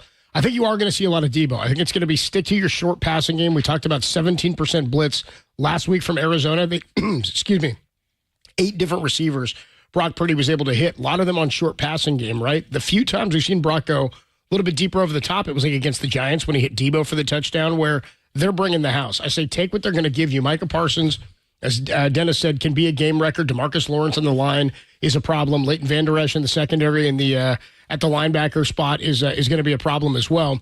And Damone Clark, who we talked about, is leading the team with 22 tackles. So this is a game where I think it's going to be a lot of different names and faces are going to have to eat. I'm not expecting a huge game from anybody. I'm kind of looking for some from Kittle, some from McCaffrey, some from Deebo Samuel. I think it's going to be bigger Deebo and Kittle game than anything because it's going to be short passing and pick up some extra yak yards. Well, the thing's going to be tough, and this is why the 49ers are so good, is a lot of teams are going to the quick game, and Dallas has gone to the quick game. So you got to try to make Dak hold it so he can make those mistakes. But what they're going to do is they're going to get it out to playmakers like the 49ers like to do, and they're going to get it out of Dak's hands quickly, which means you got to tackle well.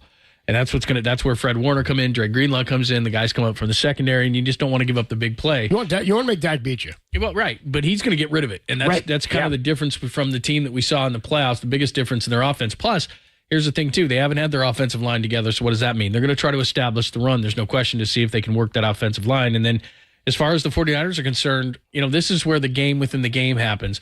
It sounds pretty logical to me that just like in the second half of the playoff game last year, that the 49ers would go with a north-south power game, but that's what Dallas is going to expect. So what do you do? How do you outsmart what they're going to do?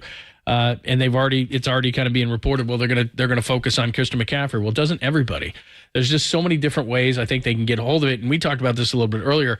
I think this could be a Debo type of a power game. Yep. It's okay. It's McCaffrey, but let's get Debo between the tackles and see if he can, run hard and do some of those things. And that's really, what it comes down to. And then I think, even though he would never say it, I think this is a big game for Brock Purdy. Nationally, he doesn't get the respect that he deserves. And there's only a couple of teams really defensively. I think Cleveland's really good next week defensively, but Philadelphia and Dallas, those are the big games. And I think that Brock Purdy continue that streak where you don't turn the football over, don't give them a short field, and prove to everybody nationally that, look, I'm not just here. I'm not just, kind of steering this ship. He is a reason why they're winning football games. Well, I think it's about the Niner defense, too. I think it's a game for them where they look around and they go, everybody's hyped on Dallas's defense. Dallas are taking the ball away. They're putting up big numbers. They had the 40-0 blowout. Here's the thing about Dallas's defense. That's a big reason why they've been putting up the points that they're putting up. Dallas's offense is averaging 2 touchdowns flat per game this year. Niners are averaging 3.5. The Dallas defense has been far better in terms of giving them field position and turning turnovers into points. The 49ers, though, are turning the ball over, are forcing turnovers as well. Niners' percentage of drives ending in a punt or a turnover, 29%, number 1 in the NFL. Cowboys are sitting at number 4. And the rush defense for the Niners, as I said, is going to be a factor today. You want to hit the quarterback, too. Just 1 sack from Javon Hargrave last week. But both of these teams are capable of taking it away. And the one thing about the Cowboys defense is they give up 232 on the ground a couple of weeks ago to Dallas. So they can be to Arizona in Arizona. And they were big plays. They were big 45, plays. a 44, a 25. It's why they're talking about swarming McCaffrey. So they start swarming like that and they get a little jumpy. Like you said, you can start hitting that short pass game. It can go both ways for the Niner defense wrapping up and for the Cowboy defense. What does Kyle Shanahan think about this Cowboy defense and Dak Prescott? We will hear from him on the other side when we come on back. He joined myself and Tom Tolbert as he does every week throughout the NFL season. And we'll hear what he had to say. Adam Copeland, Dennis Brown, and John Lum with you live from Levi Stadium. We are streaming on Twitch and YouTube and on KNBR.com. You can check it out anywhere in the world. You want to watch a little 49er pregame or postgame. More to come. What did Kyle Shanahan say? We'll tell you next on the Sports Leader.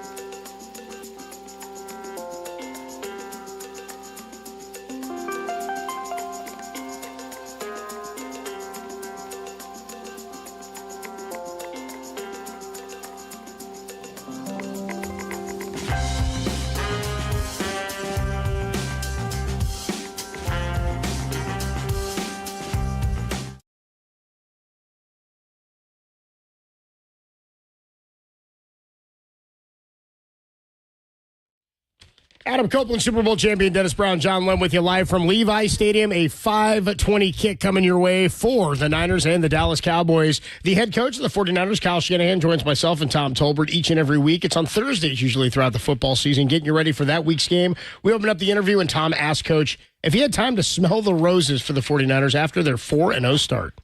No, you don't. Well, that sounds fun.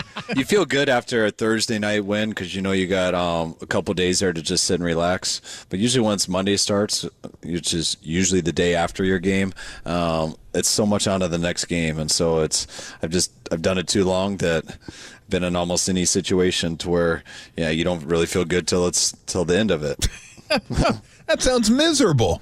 Hey, it's what gets you to work each week. Yeah. I mean, if you're just feeling great and stuff and just smelling the roses, you will get humbled so fast in this league. I've been through that before, and I'm not letting it happen again. It's so funny when I talk to coaches. I'm like, "How did that win feel?" They're like, "Be honest with you, it felt more like relief." Yeah. I was like, "Well, that doesn't sound fun," but it's funny because these are high pressure jobs, high pressure situations. And I kind of get it. Like, you can only enjoy it for so long, and then you're right back at it, because if you're not back at it, somebody else is back at it, and they'll kick your butt the next week. Well, you know how much everything matters just through. Yep. I mean, if you've been in the NFL for a while, you've been through it. I mean, been 5-0 before and haven't made the playoffs. We were 8-0 and in 19, it came down to the last play of the year to win the division. Yeah. Just all those type of things happen, and you just realize, like, there's no matter what happens, no matter what the situation. I've been 0-4, and you feel terrible, and you find a way to come back, or 3-6 and get to the playoffs. So there's just all those situations, and you just realize, don't ever stop working. You just keep your head down, and you keep trying to get better each day, and you hope when it's all said and done, you're there at top. I found the game against the Cardinals really interesting because while you guys kind of kept them at arm's length most of the game, they cut it to 5 at one point. They were pretty tight offensively. They had some really nice plays. They grinded out some long drives, and it almost felt like each drive you guys had, which you scored, I think, everyone but one up until maybe the very end, but it almost felt like the game was closer because of that, because I thought they were playing really well. But did you feel that way? Because the score didn't indicate the tightness of the game when I was watching it. No, I definitely did. Every time we got the ball, I always felt, hey, if we don't do something here, this is going to be a game the next drive. And fortunately, we kept scoring, and so we kept answering. And but I mean, that's why I thought going into that game, I really believe they should have been 3-0. That's how they had played the 3 weeks before. They weren't just automatic putting up a ton of points, but they were moving the ball, getting first downs. They weren't turning it over. They were creating things, and they had some speed on their team, which gave them a chance to always have the big play. But their quarterback had done a great job just keeping them out on the field, and people had struggled in the red zone versus with them. And Dallas, their game wasn't a ton different, but they were 2 of 5 in the red zone, and we were moving the ball good, and we were able to score on all those drives, and which kind of, I think, took the wind out of them because they had to keep answering, and eventually they couldn't. Talking to Kyle Shanahan, head coach of the 49ers on the Uma Guest Line. We do it every week throughout the season. When you look at what they were able to do at the quarterback spot, I thought Dobbs played really well. He got out a couple of times and made decisions just to run. He seemed pretty decisive. He was accurate. I wonder with a quarterback like Dak, who can get out and run sort of the same way, he's got mobility. I think he's a little bit bigger. I don't know about the speed per se, but is there anything you can take away from that last game that you try to hone in on here to make sure Dak can't do the same? Yeah, Dak's just a little bit different. Dak definitely, if you let him break the pocket and stuff, I mean, he's a competitive guy who will run hard to move the chains and things, and if he has to, he'll try to run you over. They do a little bit of some called quarterback runs, mainly in the red zone or some short yardage situations, but that was a little different than Arizona. Okay. I mean, they were calling some design quarterback plays, and Dobbs was running hard every time. Dak's going to be a little bit more of a pocket guy, and but we got to make sure they don't turn him into a runner, because when he does get outside there, that's usually what can unlock your defense. Is that something that you become aware of, where you see something like that in a game and you go, okay, this might not hurt us here, but that's something we've got to be aware of beyond this, because maybe they've shown something that, not that it's exploited something, but we don't want to fall victim to that again? Yeah, definitely. I mean, each week I mean, there's 17 of them, Right. and each week is what your team is, and it's only you work to make it something, but it's all about those 3.5 hours, and what you do in those 3.5 hours, good or bad, that does affect the next week. That's what teams study, is what's on tape. They see things that can kind of give you problems, and yes, you adjust it, but what else does that open? So every game I always feel like is tied to the next, and that's kind of what our goal is always, that your opportunities to get better as a team and to become as good as you need to be to continue this going is really only on Sunday. You always got to put the work in to get there, but then how does your team become playing together on that day? And however it is, it will affect the next week schematically, and for the guys' just confidence and how they play with the guy next to them. I think when you were asked about Brock Purdy being a system quarterback, instead of saying he wasn't, I think you should have just played at that. You should have said, sure, whatever, sounds good to me. If that's what you believe, that's fine by me. I would have if I believed that, but I don't. So. Well, that's the point. It really is amazing, and I think it happens in every sport. I've seen it happen in basketball, too, with undrafted guys that are good.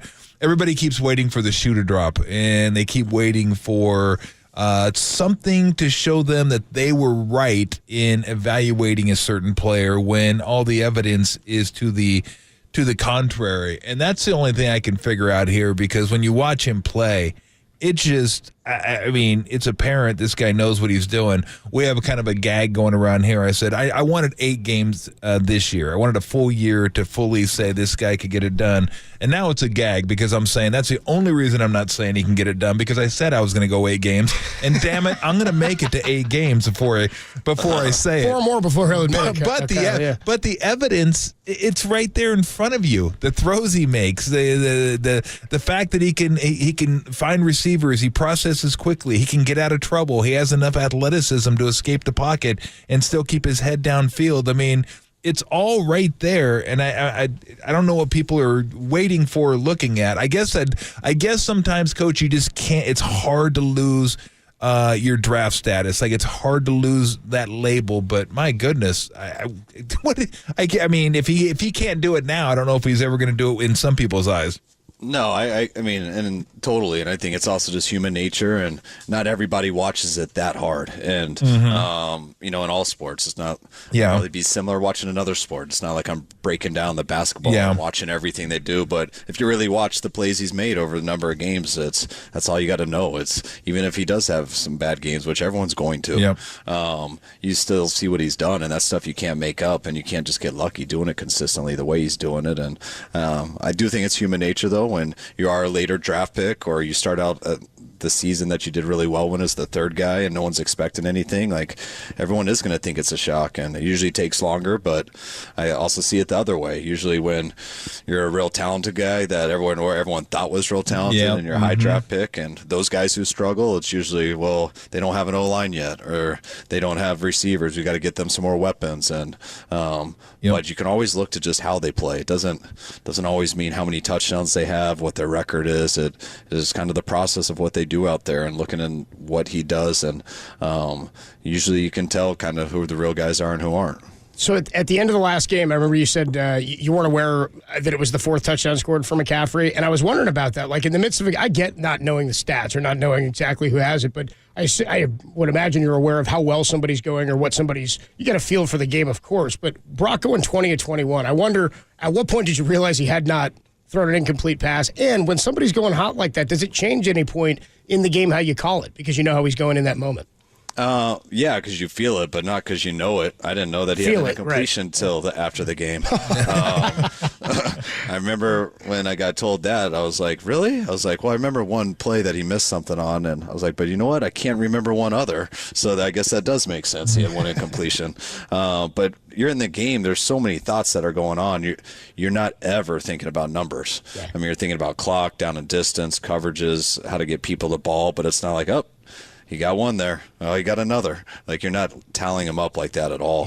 Yeah. And, you know, you find out after the game. You know, I like to know stuff about how many runs I've called, how many passes I've called, things like that, so I can make sure that I never get carried away with getting too unbalanced in something. But, I always at halftime, they always give me a sheet going in so I can see like how many targets the guys had, how many carries the guys had, so I don't lose track of anything like, hey, this guy hasn't touched the ball or anything like that, so I can make an effort at halftime to get some guys involved. But besides that, you're doing whatever you can to score a touchdown and whatever you can to win the game. The only time I've ever really known about a stat that I was aware of in the game was the second half of our second year here. We had already – our season was over. The Rams were getting ready to go to the playoffs, and I knew that Kittle needed like 80 yards or something that second half to break the all-time record, and we had nothing else to play for at that time. And that was one I remember knowing because that was the only time in my career we could actually go for something like that. Yeah. I was going to ask you that about how aware you are of certain guys getting the ball, not getting the ball, because this week McCaffrey was the workhorse. Ayuk did work, and then Kittle and Debo didn't do as much work as they did the year before. It sounds like just, reading certain articles, and I think I listened to Purdy talk about this, that like guys, it's not like guys always need touches. They're willing to go out there and block and perform at that task to help the team win. But it sounds like, there's always an ego that goes into it. Guys feel like they want to be involved a little bit, especially receivers. How aware of you of that, and does that change things a little bit when maybe you can sense somebody needs a touch or needs to get involved in the offense?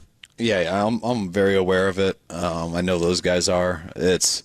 We got guys who all believe that they can affect the game because they can. We got a bunch of good players who all want to touch the ball, and I think what's good is they've all been here a while, so they kind of know how we work. The only way that we can guarantee someone gets touches is if we hand it off to them. Yeah. The other way, we could call a screen, so we can get it to them right away. But besides that, Ayuk didn't expect to have those exact balls. Those aren't. It's just where do the coverages go? And that's what's been so great about Brock, that he's not just forcing much in anything in a double coverage usually or things like that. He's just reading the coverage and letting it go. And when you got guys at all three levels, whether it's a fast guy deep, a really good guy over the middle, and a hell of a check down guy underneath, those are three issues. And I feel we got guys who can go down the field. I feel like we got guys who are fearless going over the middle. And I think when it comes to our guys hitting them on a check down, that's usually about running in the open field, and I think we got the best running back on checkdowns, the best receivers to catch checkdowns and run, and the best tight end to catch a checkdown and run.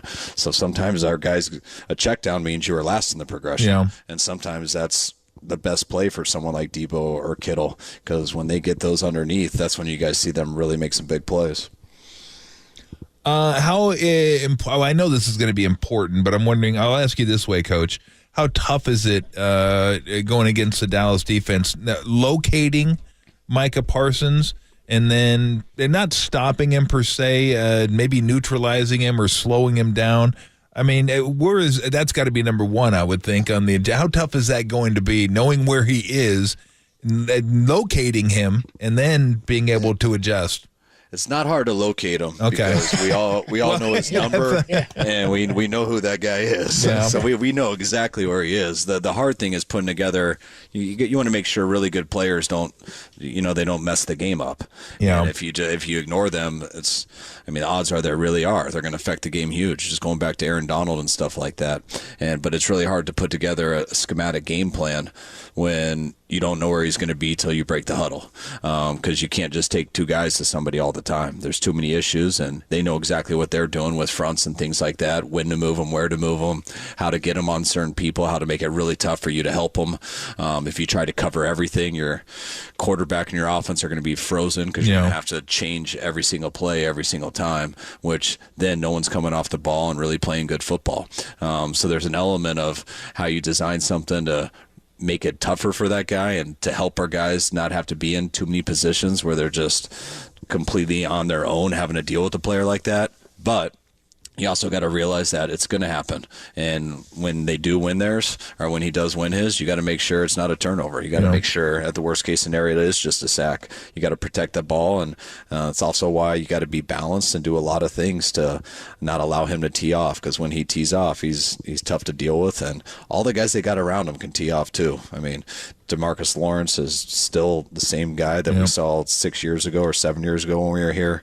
I had to go against him in Atlanta, so he's been around forever. And Dan, with all the guys that you don't know who are inside and the backups, they all can rush the passer and they're all moving.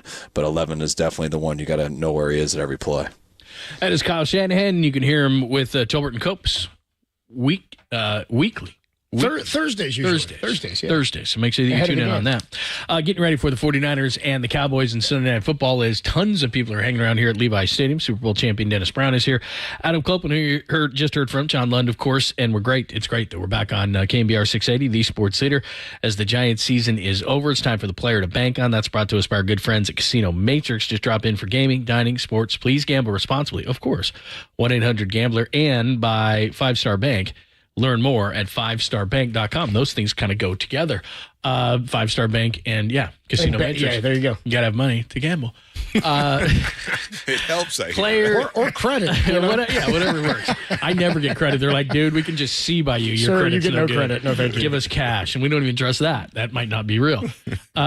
Let's go to you, Copes, with player to bank on. Who you banking on today for the 49ers against the Cowboys? I've been talking linebackers defensively, and it's because I think it's a big short yardage game in terms of the attempts you're going to make. Brendan Ayuk is the guy who's going to stretch the field a little bit. Deebo Samuel's the guy who I think is going to get a lot of work, but I'm going with George Kittle today. I like Kittle out of the tight end spot. I think they're going to need a lot of blocking from him because of this D-line and Micah Parsons, Leighton Vander Esch, and that secondary. You're going to need him to block, but I think it's also going to lead to some pressures from them that lead to some rollouts and some extra yardage. A physical game is what I expect.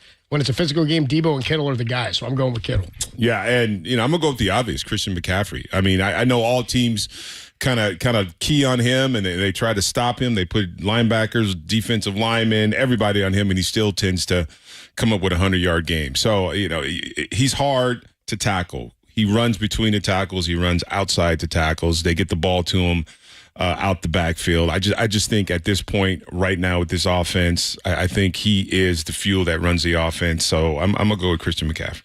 I'm going to go for a D-Day. I think a lot of people have been talking about Dallas's defense and how good it is, and it is good. They struggled against Arizona. I'm not sure that mentally they were into that game, but they have pretty much dominated every opponent other than that, and they give up a lot of big plays against Arizona in that game. But I have a feeling that the 49ers defense, which they've been really good, it's just they haven't maybe even been up to the standard that they have set, which is really, really high. And I know that PFF has Nick Bosa at a high number, and he got his first sack, but we haven't seen that, like, my God, Bosa Defensive Player of the Year kind of a game. And I think that for some reason, I think with the offensive line intact, and it was like, I think that Nick Bosa is going to have one of those days, and Fred Warner, and just the rest of the defense is probably going, hey, man, everybody's talking about Dallas.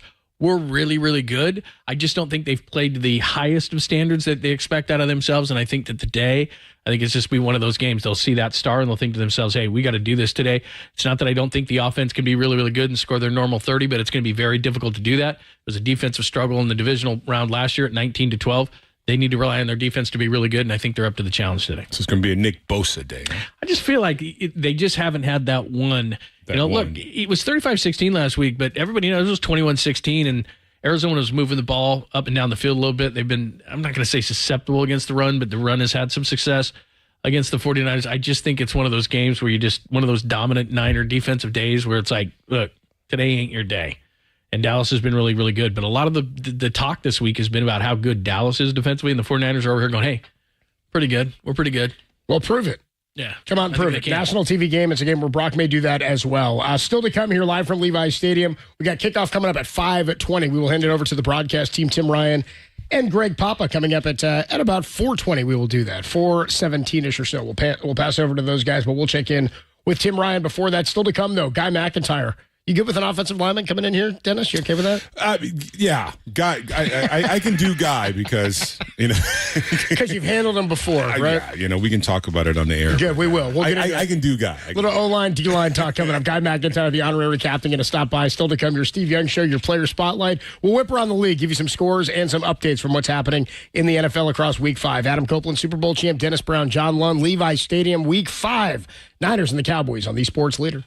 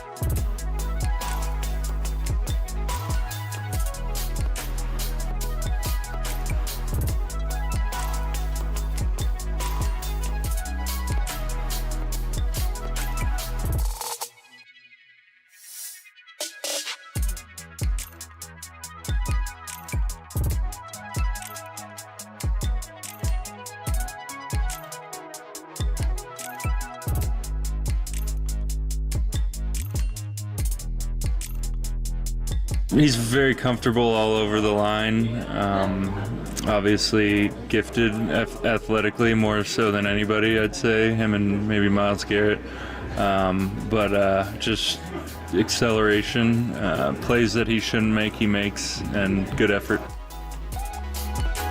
We're live from Levi Stadium. Whose voice was that? I couldn't tell. Nick Bosa there talking, I assume, about Micah Parsons, breaking down the best defensive player there on the Cowboys defensive side of things. Adam Copeland, Super Bowl champ Dennis Brown, and John Lund with you from Levi Stadium. Under 2 hours till kickoff now from Levi Stadium. We still have more to come. Guy McIntyre, honorary captain, is going to stop by here in just a few minutes. Let's get you around the NFL. Tell you what's going on right now in the league.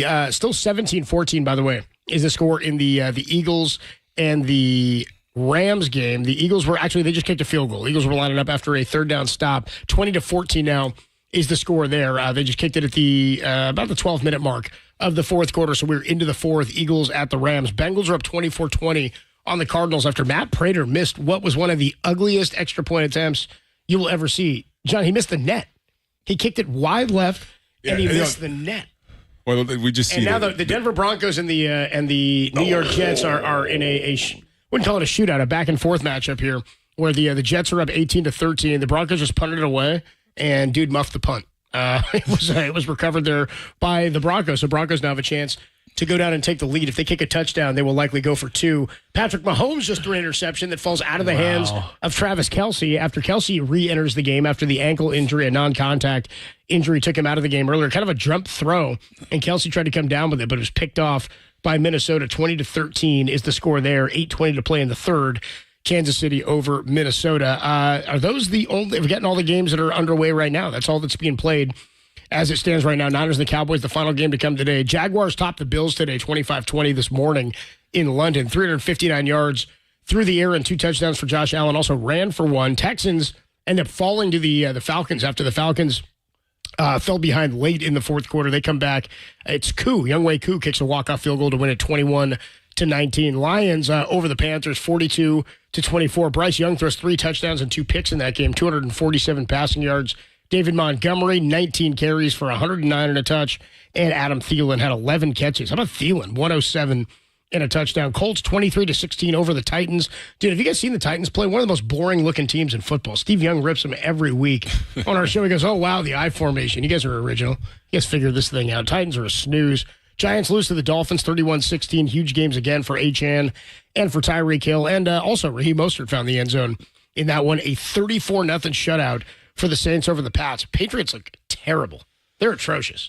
I mean, they've got nothing going offensively. I worry and I question how long Bill Belichick is going to be hanging out there. This what do we Denver got now? Jets game is just 2 awful 1-3 teams, and so it was like 4 guys just falling over each other. The Jets muff the punt. Denver gets it back. First play, Denver fumbles. Jets get it back. It's just like what are you doing? It's just. I mean, if you're a coach on the sideline, you're staring across at Peyton. If you're Salah or vice versa, you're just slugging each other. You're like, I don't know. My God, man. I don't know. Like it's simple execution. Catch a punt. Nope. First play, hand it. Nope. It's just like, my God, man. So there we are. We'll see what happens in that one. Steelers 17-10 over the Ravens. That's how that one went final. George Pickens, a nice big long touchdown reception in that one. 6 for 130 and a touchdown. Bears over the Commanders on Thursday, 40-20. And the final one of the week, Packers at the Raiders. Brock Purdy still has not thrown an interception. Josh Dobbs was tied with him, 112 pass attempts entering today without a pick. Josh Dobbs has thrown an interception. It was a pick 6. C.J. Stroud, though, today set the record for most attempts to start an NFL career before throwing a pick. And Joe Burrow is looking to get the Bengals back on top or to 2-3. They're 24-20 as he just missed a deep shot towards the end zone. That's where we are across the NFL. The Niners and the Cowboys will wrap up the Sunday slate for Week 5 in just a couple of hours here. We're going to catch up with McIntyre. He's going to stop by. Guy McIntyre will stop by, former offensive lineman guard for the 49ers. He's our honorary captain. Then we'll get you the Steve Young Show. We'll go up to the booth, see what's going on, pick our honorary captain. That is all still to come as we get the Niners and the Cowboys coming your way. Only here on KNBR 104.5 and 680, the sports leader.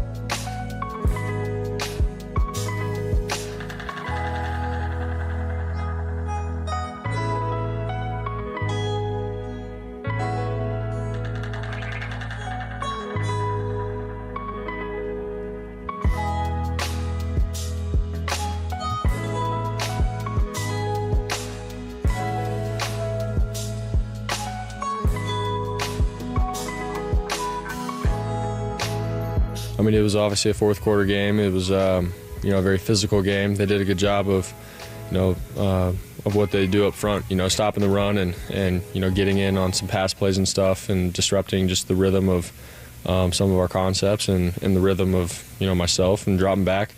So those are things, we saw, and, they're a good defense. They do some really good things up front. The secondary is really good too. And so, just looking at that game and sort of just putting ourselves back into what was at stake, as a playoff game, just the rivalry of, the organizations, and understanding, what's at stake for this Sunday too. It's a big game, and so we've definitely gone back and looked at a lot of stuff in that game. As for another quarterback, Brock Purdy, talking about the game last year, divisional game, the 19-12 win over the Dallas Cowboys, who they see again tonight, the best team that Brock Purdy will have seen a second time through. And Dan Quinn getting a second look at Brock Purdy, who's seen a couple of different defenses over the last couple of weeks. 17% blitz percentage last week against Arizona, 85%, sort of record-breaking against the Giants in the next-gen stats era. We'll see what the Cowboys do today, but certainly the biggest test for both of these teams to this point this year. And again, that could mean a lot in the number one seed standings for the NFC. And a guy who talked about that this week was 49er general manager and Hall of Famer John Lynch. He joins Murph and Mac each and every week on the KNBR Morning Show. And the interview started with John Lynch saying how fired up he was for this rivalry game against the Cowboys. Yeah, I'm always excited, but you gotta be honest. There is something a little different about Cowboys week, and it feels a little different. And but our guys, their approach has been tremendous. Really good week of preparation. It's been hot here, been really hot, and our guys been getting after it. Real sharp practices. Our health's pretty good, so things trending well, and should be a heck of a matchup. A lot of respect for the way the Cowboys play. And we will be tested for sure, and we got to be up to the challenge. I have Sunday evening. Let's see. The temperature should be about perfect, right? It's going to be. I got 5:20 kickoff, 78 degrees. A little warm actually, but it'll probably cool out nicely. Just a nice. Good. I don't know. Good, like sort of hot, warm weather, hitting weather. How's that? That's what I say, John. Good hitting weather. Yeah. Yeah, just enough to get you oily, get you loose. yeah. Perfect. Yeah. All right. There's so many different angles to attack. Let's start how the week started when Jerry Jones said, "Well, the 49ers are most likely to win the Super Bowl." How do you? Was that a mind game, or is Jerry just lavishing praise on you? How did you interpret that? Well, I think Jerry's pretty crafty. He's done this a few times before. Maybe he does think that. He also speaks kind of what's ever on his mind. But I would just say it's really early. I mean, I think we're playing good ball. I think we've been a very good football team thus far. It's early. So you have to – one thing I've learned over my years in this league, you have to earn it every week. And, that's the great understanding that our team right now has under the leadership of Kyle, reinforcing that every week, and our team leaders living it each week, is that we have to earn everything we get. And this is the next step. Happens to be against a very good team, happens to be against a rival. And we're excited for the opportunity. It is. So, I wasn't sure if Jerry was playing mind games or just, like you said, just kind of talking like Jerry likes to talk. What's your relationship with Jerry through the years? I enjoy him. I find him hilarious. I think a lot of people, he's controversial. I know our league's not where it's at without his vision, without him pushing the envelope on sponsorship, without him building AT&T Stadium. The guy, he could sell, what do they sell? Sell ice and Eskimo. I mean, right.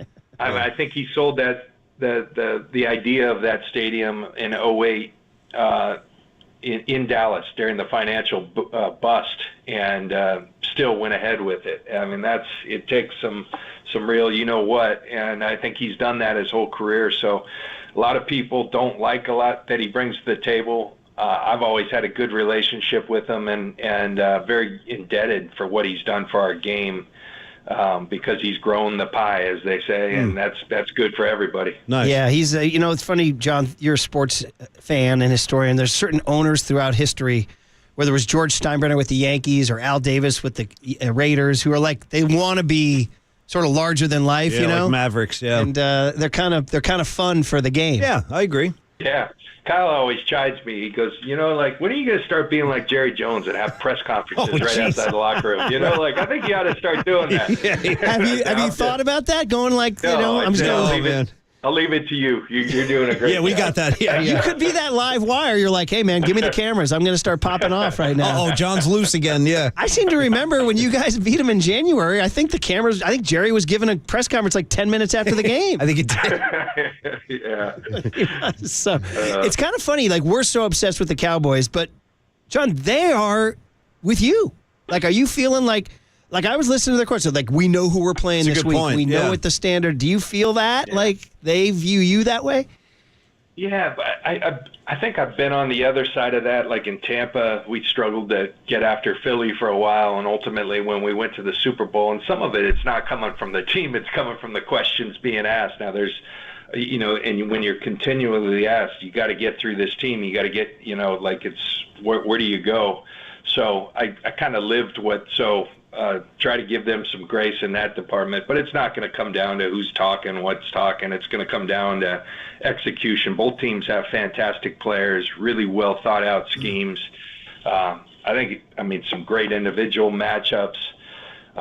This should be really good football and real, kind of prime competition for prime time on Sunday night. John, do you think, to Murph's point, do you think that the 49ers view this game as not a statement game, but kind of a measuring stick game, the way Dallas is kind of looking at the Niners, as Murph said? I really kind of cliche-ish, all that, but one of the great qualities of this team and why we've gotten off to a good start, they just attack each week. They go out there. Kyle has, a piece came out yesterday, someone forwarded to me about our challenging practices. We have really hard practices. And that tends to just get you focused on getting better today. And I think that's what we're doing well. So, yeah, we understand that this is probably the best team we've faced. We also understand that, the magnitude of the rivalry playing on Sunday night. But really, these guys are just focused about continuing to get better. So that's been our approach, and we try not to make it more than that. Man, it's going to be really, really fun. All right. So you talked about the game's about hitting and executing, or is the game about Trey Lance knowing your playbook? John, now, Paulie and I being Brady Bunch guys, there was a stolen playbook back in the old days. I remember you remember that? Yeah, it's a good episode. Caused some problems. All right. How real is this that Trey knows you guys inside the quarterback room? There is information you can share. My experience with that as a player is it tends to screw you up more than it does help you. I mean, this isn't the Houston Astros over there banging a drum for fastball or football. He can't do that over there, and now everything's through the headset. I think the closest thing to it back in the day when coordinators actually used to signal things in, you could glean some things, and people did. One organization in particular will. Are we talking the ultimate game here about 20 years ago? We don't need to. No comment? No comment. Come on. There was more you could glean, but I do know that, like playing the quarterback position, he's probably been more privy to a lot of the scheme thoughts and all that. So, but I don't think there's a whole lot. I mean, we've got Anthony Brown on our defense, who spent 7 years in Dallas. Do we try to glean? Sure, some questions, but that's more about individual personnel than scheme. If you get caught up in trying to guess things in scheme, maybe a code word here or there that can help you, but it's not something we're worried about. And I bet something that they haven't spent too much time focusing on. Okay, but you say it can screw you up, but we can go on record saying there is this particular game that did not screw you up, right? Well, yeah, I give Mike Shanahan a hard time because one time we were playing the Indianapolis Colts, and we had studied and long and hard, and there was something Peyton Manning did with apple. I guarantee it's a run. I came flying up from the middle of the field because apple was supposed to be a run, and a post went over my head. Thankfully, it was a long foul ball. Okay. And he was usually Mike with that red face staring at me, and it was me with the red face. Don't you ever tell me something like that again. Nice, John. After you've had some experiences with that stuff, just play the game. You know, do your thing, because you get caught up in guessing. It can go bad in a hurry. Oh, man, fun stuff. Well, we'll see. All right, we'll see it play it out. And again, by the way, a lot of people think this is only part one of what could be a two-part dance this Jerry Jones season. said the same thing. Yeah, right. Yeah. So, hey, I want to go back to. So Christian McCaffrey will be playing on Sunday. We had him on the show this week. Mike Silver interviewed him in the Chronicle. He's squarely in everybody's focus. He was the NFC Offensive Player of the Month. He was the NFC Player of the Week. I'm still going back to that moment you guys got that trade done. Oh, my God. Did you see Kyle Juszczyk said the league should have blocked the trade because it's illegal to have Christian in Kyle's system? You see that? We got to tell the Harvard guy to stay quiet. Because, nice. Nice. Thank God they didn't. You know, that was something we had been working on for a while, and man, it came down to the end, and you could almost predict it. I remember Kyle and I talking, and one night I think I said to him, I got to try to finish this because you know who's going to get interested. It's going to be the Rams. At that time, it just felt like everybody we were interested, the Rams were. And sure enough, at the end, you never know these things, but conjecture says that it was the Rams, and we were kind of bidding against, and it got more and more expensive. But we were so convicted at that point, we were going to figure it out, and we had one more draft pick they didn't have, and so we made it happen. And I had no idea that people were saying it was a bad deal. I try not to focus on listening to the pundits, but people have been telling me that a lot of people panned, the deal. And sure glad we did it, because he's been tremendous for us. Oh, yeah. There you go. There's John Lynch. He's with the Morning Show, Murph and Mac, weekdays here on KNBR, the Sports Leaders. We're getting ready for the Cowboys and the 49ers here at Levi Stadium. We have a special guest. Guy McIntyre is the director of the alumni for the 49ers, multiple-time Super Bowl winner. And would you call him a friend of yours, even though he's an offensive lineman? He's a friend now. He wasn't? Yeah, no, he wasn't. No, so we much. weren't friends. It wasn't so much. No, It wasn't not so at much. practice. After practice. Yeah, all right. Not doing Sometimes practice. not even after practice. But it's an honor to have, when we talk about, we always talk about the 49er way and what's it about, the, Super Bowls and all that stuff. Guy's part of the foundation. Guy's got 3 rings, multiple Pro Bowls, and he was part of this team. When it was winning Super Bowls. When we were winning Super Bowls, he won a back-to-back Super Bowl. When I came in 1990, he set the standard. And now, after football, Guy is someone that's kind of my confidant. I call him when I have questions. I call him when I have worries. He's always there to help me out. And, he's been a big part of my life during football and also after football. But let's focus on the football part. Thank you, Guy, for being here. How about them dogs? And also, he went to a small school. He helped establish what they got going there. Number one again, man. Georgia. Woo. But you played. They were never number one. You were there. They. Okay.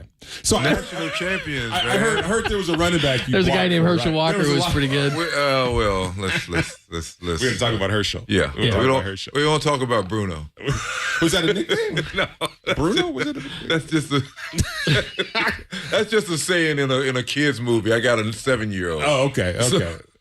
Yeah, you do have a 7-year-old. Beautiful young girl, though. So let's talk about the football part of it. And, your expertise is offensive line. And, I don't understand how offensive line works and why you guys even on the football field besides holding people. But there he goes. If you let us hold you, that's your problem.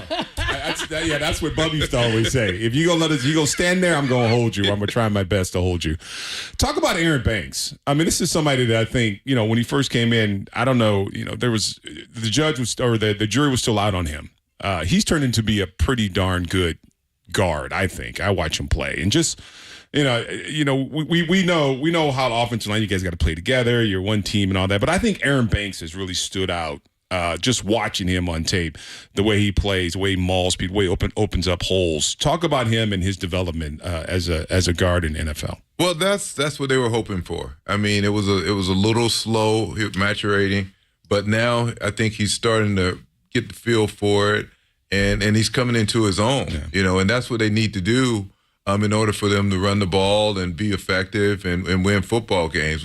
You always got to run the ball. You always got to run the ball because you got to keep people, at home. But because if people think you're going to pass the ball all the time, they're just going to sit back in the zone and just wait for you. Yeah.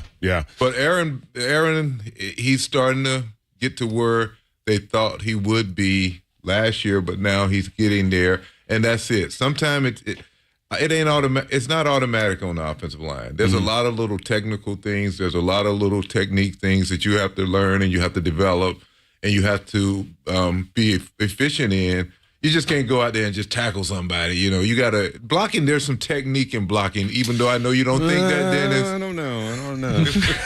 But him playing next to Trent Williams, is that helped his development a little bit, dude? That would never. That's just yeah. I mean, just absolutely yes. This Trent Williams, one of the best to ever play this game.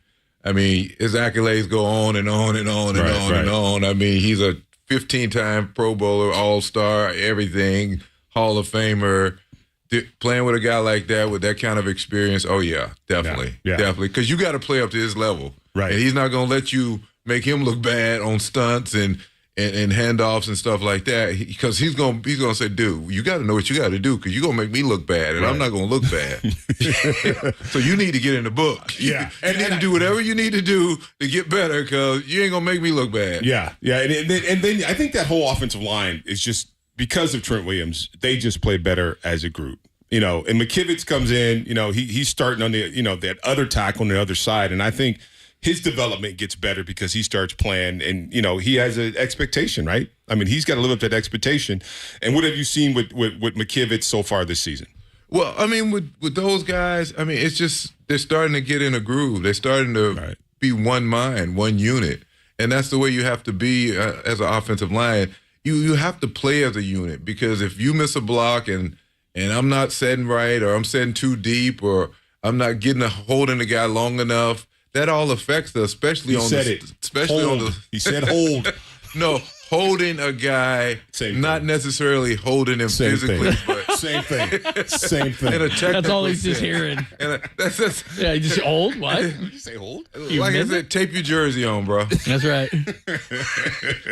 they have tape, right? Put some silicone on it, okay, like you used to. Yeah, and it's you said it. The offensive line as a group. They have to play as one unit, and that's what's unique about offensive line. And I think this offense. I mean, look at Christian McCaffrey's a great running back, right? But it all starts with that offensive line. Yeah. I mean, he's got to have a hole. He's got to have a running window or rushing lane to get into. And I think this offensive line is getting better and better each game. And Trent Williams, I think I could take Trent maybe. Dude, don't first down. Maybe. Yeah. That dude is like awesome. I mean, like his technique is pretty. That's a man. That's a grown. That's a grown man. Yeah, doing grown man things. Yeah. So, it's good to have you. It's always good to have alumni here. And this week we lost an alumni. Yeah.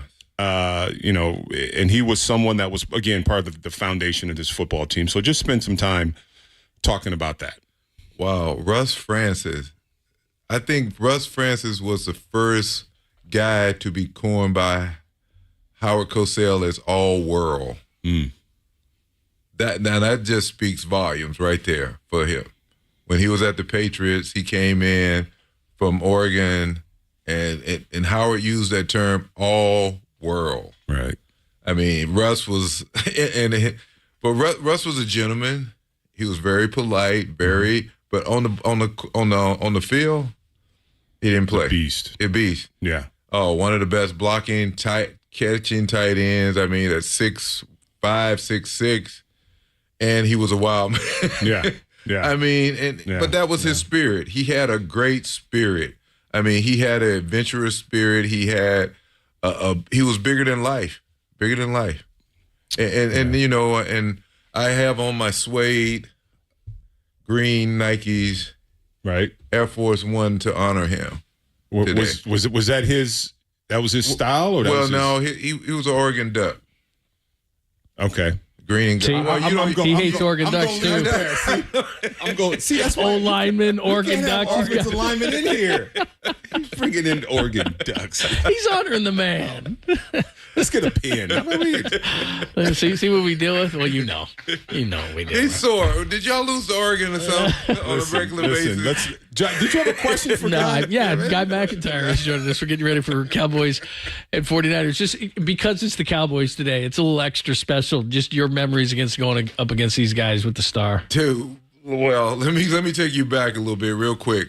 My first memory was when I was in college, and I was a Cowboy fan. Uh-oh. And I'm looking at the game, the catch, right? Yep. And I'm like, what? I'm a Billy Joe Dupree. I'm a tight end, 89. Yeah, there you go. So that's my guy, right? The star. I'm like, who is Joe Montana and Dwight Clark? Where they come from? San Francisco ain't got no team. Who are these guys? They just beat my Cowboys to go to the Super Bowl.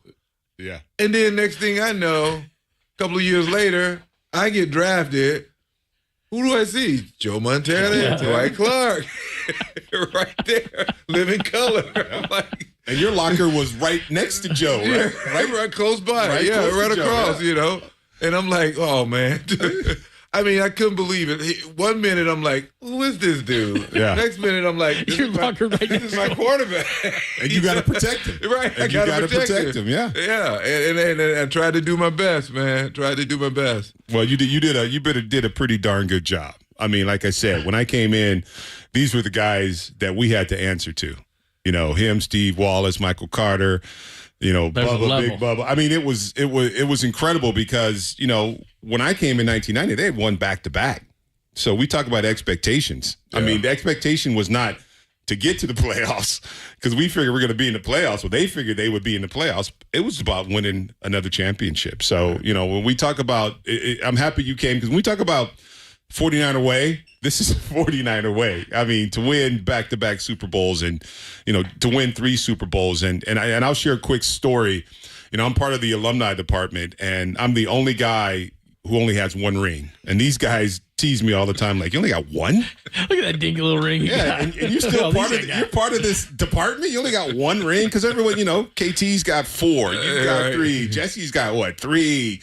But that is a standard. That was a standard, and that's what we had to uphold to. So, thank you, Guy, very much for taking the time. I know you're busy. We appreciate you. Yeah, and like you said, the standard, and those guys were set. Keena Turner, Eric Wright, Ronnie Lott, Dan Buns. Those guys, they said it. I came in and just wanted to be a part of it. Randy Cross, John Ayers, those guys, Keith Farnhorst, Fred Quillins. I just wanted to be a part, and I knew I had to, play. I had to get my game together. Mm-hmm. Mm-hmm. Did you hate it when all the reporters? Because I feel this way. You go into the locker room and you talk to the quarterback all the time. Like you're sitting there, you had to be in the trenches, and everybody goes up to Joe. God, Joe, you're so great. Your locker's right next to him. Dude, going, I'm like, man, see all the work I just did. No, I'm like, dude, go handle that. You talk to the media. I don't handle that. That's awesome. Guy McIntyre, he's the director of the alumni here for the 49ers. Are getting ready for the Cowboys and 49ers. Thank you so much. All right. Great to see you. Go Dogs. There you go. Number 1 team in the country. Huskies. You started all that stuff, man. Georgia doesn't lose, man. Hey. They stomped Kentucky yesterday, man. They look good. All right, we'll come back. We'll go up to the booth. Tim Ryan's going to join us. We'll get another breakdown of this game as we get you ready for the Cowboys and the 49ers. And then at about 20 past the hour, we'll give it up to Greg and Tim up in the booth live from Levi's Stadium on the Sports Theater.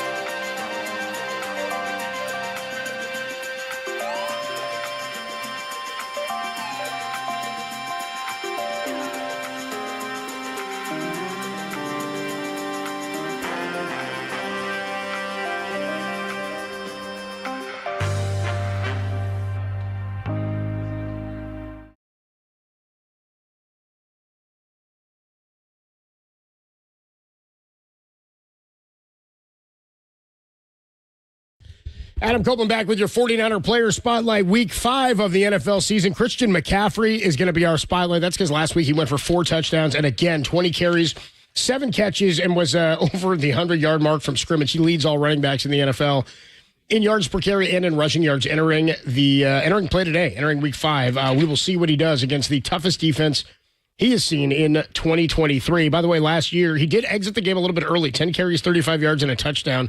Dealt with an injury that was really bugging him in that 19-12 win over the Cowboys in the divisional game. But his bounce back to this season and the hot start, potentially the leader in the clubhouse for Offensive Player of the Year, may all come back to his relationship with Kyle Shanahan. Christian McCaffrey, earlier this week on the Murph and Mac Show, spoke about that relationship with the 49ers head coach.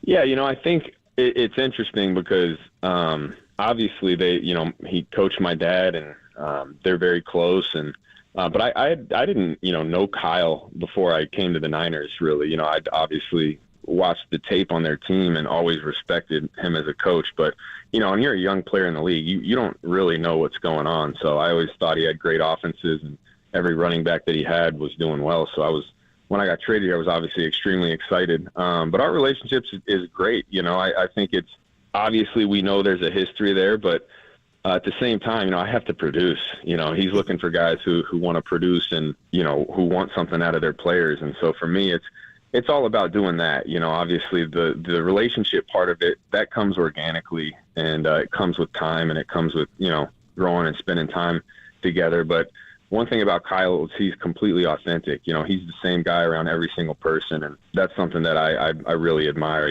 just the consistency of his personality, and nothing's fake. Nothing is forced. He's just always himself. And so it makes being a player really easy. And obviously what he's been able to do has been special. So being a part of that offense and being in his system has been a lot of fun. Everybody's got a big taste of Christian McCaffrey so far this year. Niners are 4-0, 20 carries, 106, 3 touchdowns on the ground for him last week and through the year. 7 receptions, 71 yards. That's 10.1 per reception. And, of course, the receiving touchdown. And that's why Christian McCaffrey is this week, Week 5's 49er Player Spotlight.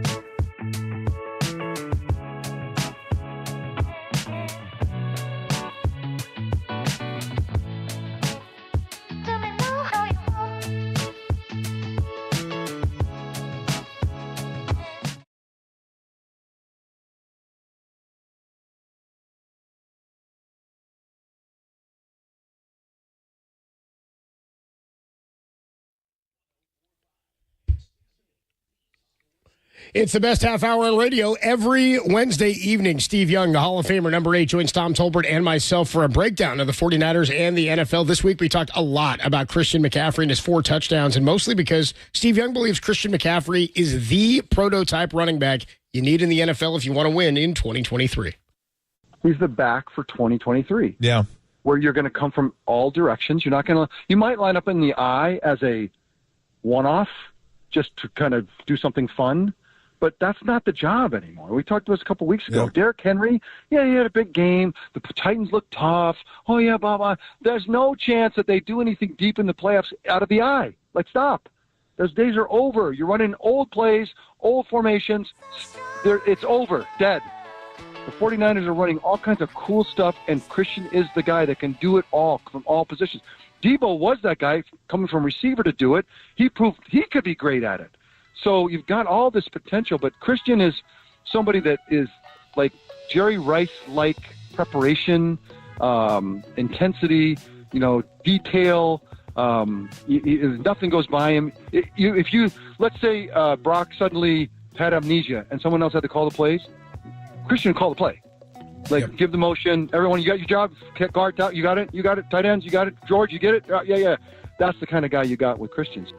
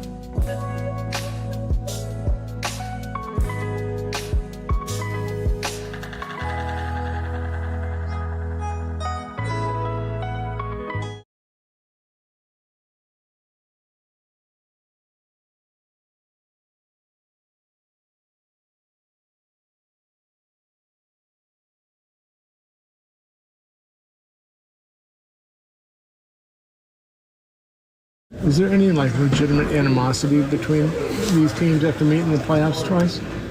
Probably for them, not for us. We won, so we good. We good.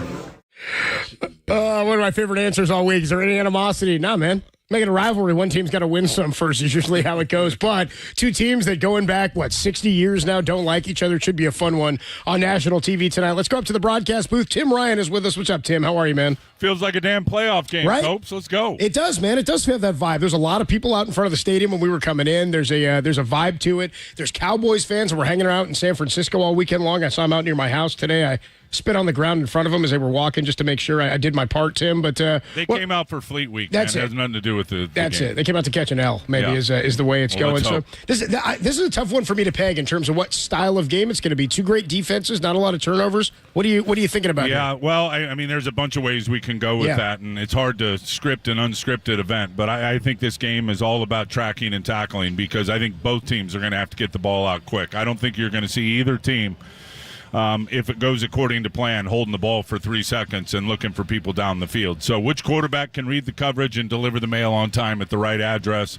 Who can get yards after the catch? And at the end of the day, who can limit those yards as tacklers? And Copes, we've watched enough 49er football with the that back seven. It's all about tracking and tackling and being in position to limit those yards after the catch. So I think there's a lot of ways you can slice it, but at the end of the day, which offensive line can really hold up in terms of protection, and if they, either team gets to 3rd and 6, 7+ in terms of the long down and distances, and then who can tackle and you can talk about the turnovers. I mean, there's just so many ways to go, but this is going to be a primetime matchup.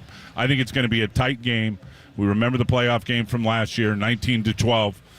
The year before the playoff game came down to the very end when Dak couldn't get the snap off on time and time ran out in regulation. So I would expect this one to be 4 quarters. And, that's one thing. I think if you look at the 49ers this year, third quarter starts offensively have by far been their worst quarters in terms of production. And defensively, in 3 of the 4 games, there's been times when there's been some lapses, some busted coverages, keeping teams in games and allow them to keep it close. So those can't happen tonight. This game's going to be too tight. Every single play is going to matter. Yeah, and this, Tim. It's going to be won and lost in the trenches. Right. I mean, that's the bottom line, and it's going to be on both sides of the ball. I mean, how do you kind of neutralize a Micah Parsons? I mean, how do you do that? I think a couple you run things. directly at him or what? Well, I think a couple things. They stunt the front. I mean, you've watched the tape. They are slanting. They're stunting. There's no rhyme or reason where Micah Parsons is going to line up. He'll cross the tight end's face. He'll get down in the A-gap and jump outside. They all play like Aaron Donald in terms of there's not a lot of real gap control as much as we're just going to slant and get across your face and get in the backfield and trying to wreck it. So I think there's opportunities to, Kittle can block him if they just square up. It's just him slipping by you on the snap and him ending up where you don't expect him to be. So they've got to be mindful of that. There's ways to run, on the perimeter at him, whether you're kicking him out or with a double team or you're just trying to lock him up and get the edge that way. But I like the north and south downhill run game. And the reason I like it, again, is they're going to create some havoc. They're going to get some negative plays. You want to limit as many of those as you can in terms of the number of times they can achieve getting to the running back in the backfield. So I like the quick hitters between the tackles because it's kind of a risk reward for them. Yes, they can make a big play, but they can also be out of their gap and you can get a big pop straight downhill. I love the matchup with the 49ers weapons against their back seven. I really do. I think if they can get them past that line of scrimmage, you're going to have a chance to make some big plays both in the run and the pass game. Tim Ryan is up in the booth. John Lund, Dennis Brown, and Adam Copeland were down here in the studios getting ready for the 49ers and Cowboys on Sunday Night Football. The similarities, 19-12, they're 30. But last time they saw each other in the divisional, 19 points. What do you expect to be different today for the offense for the 49ers? Well, I think, number one, Brock Purdy's better than he was last year. I don't think there's any question about that. I think their pass rushers are better for Dallas in terms just the whole group. I mean, they got a 9-man rotation and 8 guys that can really rush the passer. But Brock's further along, and Christian McCaffrey is much further along than he was. And healthy. And we all know that he wasn't right for the majority of that game, had that calf contusion. I believe it was on the first drive of the game and was playing on one leg the rest of the way. And when you size up the year that he's had, and you look at the run game, I think you can run on the Dallas Cowboys. I think you can catch them and catch that front out of position. And they're 4.6 a carry. I don't know what they are, 16th or something in run defense when you look at them. There's going to be opportunities to run the football, and if you go back and watch the tape from last week, to me, by far the most complete game running the football in terms of, clinic blocking. 5, 6, 7 guys on every play that are at the right aiming point. They're making their blocks, and McCaffrey cutting off of them right on time, and that's including, tight ends and Juice, the fullback, in those blocks. So when the 49ers start clicking like that, watch out. So I think that's going to be a difference. I think they're going to be able to run the football throughout this game. And then defensively, I think we're going to see something a little different. At least I'm hoping. The 49ers have not given up a lot of explosive plays. And CeeDee Lamb will be a major challenge in terms of what he is, and they got perimeter guys that can also play. I think Dallas is going to try to spread them out. Dallas has played a lot of 2 tight end sets, but I went back and watched that Jets tape, and there's a lot of 3 and 4 wide receivers on the field, and they're going to challenge the 49ers to tackle in space. And again, we know the 49ers can do that well. So I think they're going to play some tighter coverage than we've been used to seeing this year, and not worried as much about giving up the explosive play, because there's a risk to it. You get up and start pressing. Now Dak Prescott can certainly have the opportunity to get you over the top. But if you do that and and it's not off and soft, and you take that first read away, make it cloudy for him and make him hold the ball a half a tick longer, and the rush is going to get home. And these pass rushers, Dennis, they've been working their asses off, but the sack numbers aren't there because the quarterback's getting it out. Get Dak to hitch a little bit in this game, and the pass rush is going to get home. So that's what I anticipate in terms of a little wrinkle in this one versus what we've seen through the first 4 games this year defensively. Tim, have a great call, man. Should be a fun one. Real test here for the Niners and for the Cowboys. We're all excited about it. The only show in town, Sunday Night Football. Have a good call. Enjoy the ride, fellas. Thanks, Enjoy man. We will see you later. All right, we'll hand it over to the broadcast team, Tim Ryan, who you just heard there, and Greg Papa in just a minute here. Final thoughts on this one, Dennis, the kind of game it's got to be, and what do you expect from the Niners? It's got to be a physical football game, right? I mean, it's going to be, we just talked about it, it's going to be line of scrimmage. You got to be physical at the point of attack. You have to shut down the run. You have to put some pressure on Dak. I mean, that's the bottom line. And on the 49ers side, you got to establish your run. You got to give McCaffrey his carries, and you got to have something down the field, and just you got to protect the ball, because it could come down to turnovers. I mean, whoever wins a turnover game, like always, could win this football game. I think the Cowboys are going to play desperate. They've lost the last 2 against these guys. They don't want to lose this one. You're going to possibly see them again in the playoffs, and it's going to be in the back of their mind that they can't beat the 49ers. There's something about it. So you got to match what they're going to have intensity wise. And then as Dennis and Tim always say, it's going to be one in the trenches, man. Both teams want to get rid of the football. That means you got to tackle well. We'll be back after the game. Check out the YouTube stream again on KNBR.com. You can check that out, chime in on the conversation. Myself, Dennis Brown, and John Lund back for the post-game show. We are going to hand it over to Tim Ryan and Greg Papa. Sunday Night Football, Week 5. Niners and the Cowboys, a rivalry renewed. Niners have a chance to move to 5-0. The Cowboys looking to make them both 4-1. We will see you after the game live from Levi's Stadium, only here on KNBR 104.5 and 680, the sports leader.